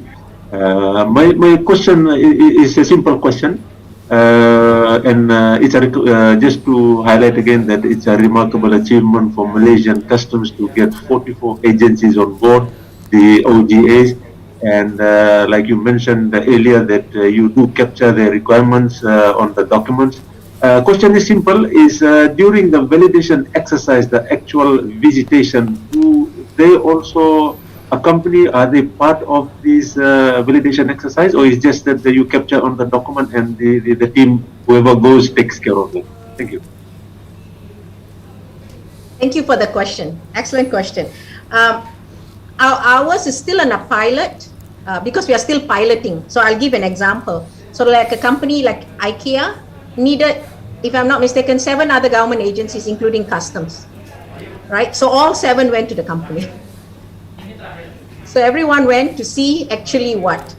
Now, what we are also doing is that we have asked all the other government agencies, do you have additional requirements that we can add into the checklist? Because that means the company can already look at that question and fill it up, answer them and prepare. So that when we do the validation, when we go together, that we can see everything one shot, and if the other government agencies are happy with it, then it's more or less settled. So yes, we try to do it together. That's why we are trying streamlining and all this inspection to do at one go. So we are trying to help the companies, and like I said, one of the reasons why we did this AO and why government had agreed with it was because of the pandemic. Issues with, we know what's happening to the companies. So we wanted to assist the companies by having this. But again, it's not going to happen overnight. It's it'll take time. We are still building our systems. It has not, because we are building a slightly separate system, and we're also working on blockchain. So that is being done. But we are already working on this like joint validation, like you say, to the companies. But we haven't done right now. We just did like a few months ago because of the pandemic. I hope I answered your question. Thank you, Mr. Riaz and Ms. Asha Menon. And ladies and gentlemen, before we close our webinar today, we want to know your feedback about this webinar. So please fill the evaluation form after joining this webinar on the link tree. For those who want to get the e-certificate, please ensure that you fill the evaluation form. Well, thank you very much, Miss Asha, for the great presentation and sharing about AO 2.0 with us today. Unfortunately, our time is up. And for the participants that are still having questions, Miss Asha has already given her contact. And before we end this webinar, would you like to give the closing statement, ma'am? Yeah, why not? No, I don't have much to say. I think I've been talking and talking and talking. I just want to say I enjoyed the session. I enjoyed all of you all being here. Thank you for joining. And I hope after listening, if you think that I've convinced you in any way, if you were not before, I hope you will help to promote this, both from the industry and from the customs. And if you're from other government agency, from the other government agency, I believe this is something that is good if you can implement it correctly, properly, as how it's supposed to be. It will help everybody. Customs, OGA, country, private sector. At the end of the day, even we as people, because the faster the goods get into the system, into the retailers, it's cost savings, and the cost savings actually come back to us, because we are at the end, even though customs officers are not, we are the people that are buying the goods. So if the goods can be get to the shops cheaper, it is for our own benefit also. So I believe that, if we all agree with this, we should promote this and get this program moving. And please, like I said, my contact is there. If anybody wants to reach out to me anytime, especially on WhatsApp, is easier. I'm always open. And it was very nice meeting you. Thank you very much once again to the RTC Indonesia. Thank you to Indonesian Customs for having me today. Thank you to all the participants. It would not happen if you all were not around to even listen to me talk. And I want to say thank you to all those who've been saying a good presentation. I am really glad. I was worried that I might have put you all to sleep by now. So I'm glad that you all are not sleeping. So have a nice day. Take care, stay safe, and I hope we'll see you again soon. Thank you very much, Miss Asha. As the closing statement is already given, and that also concludes today's webinar. Ladies and gentlemen, please stay safe and stay healthy. Thank you very much for your participation today. See you on the next Customs College series about revenue package on October. I am Teddy. And I am Nela. Good day and wassalamualaikum warahmatullahi wabarakatuh. Bye everyone. Customs College, where you can learn anywhere, anything and anywhere you go. Customs, find it only Indonesian Customs and Excise Training Center. Customs College, collaboration beyond the age.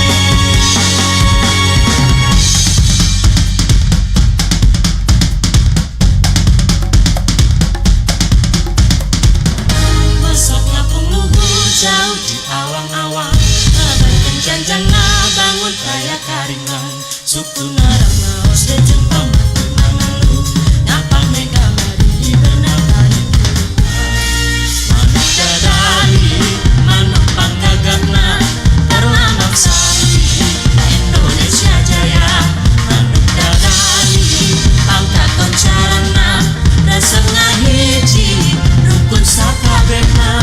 Nella and Teddy, I forgot to say thank you to you all. If you all are there, thanks a lot.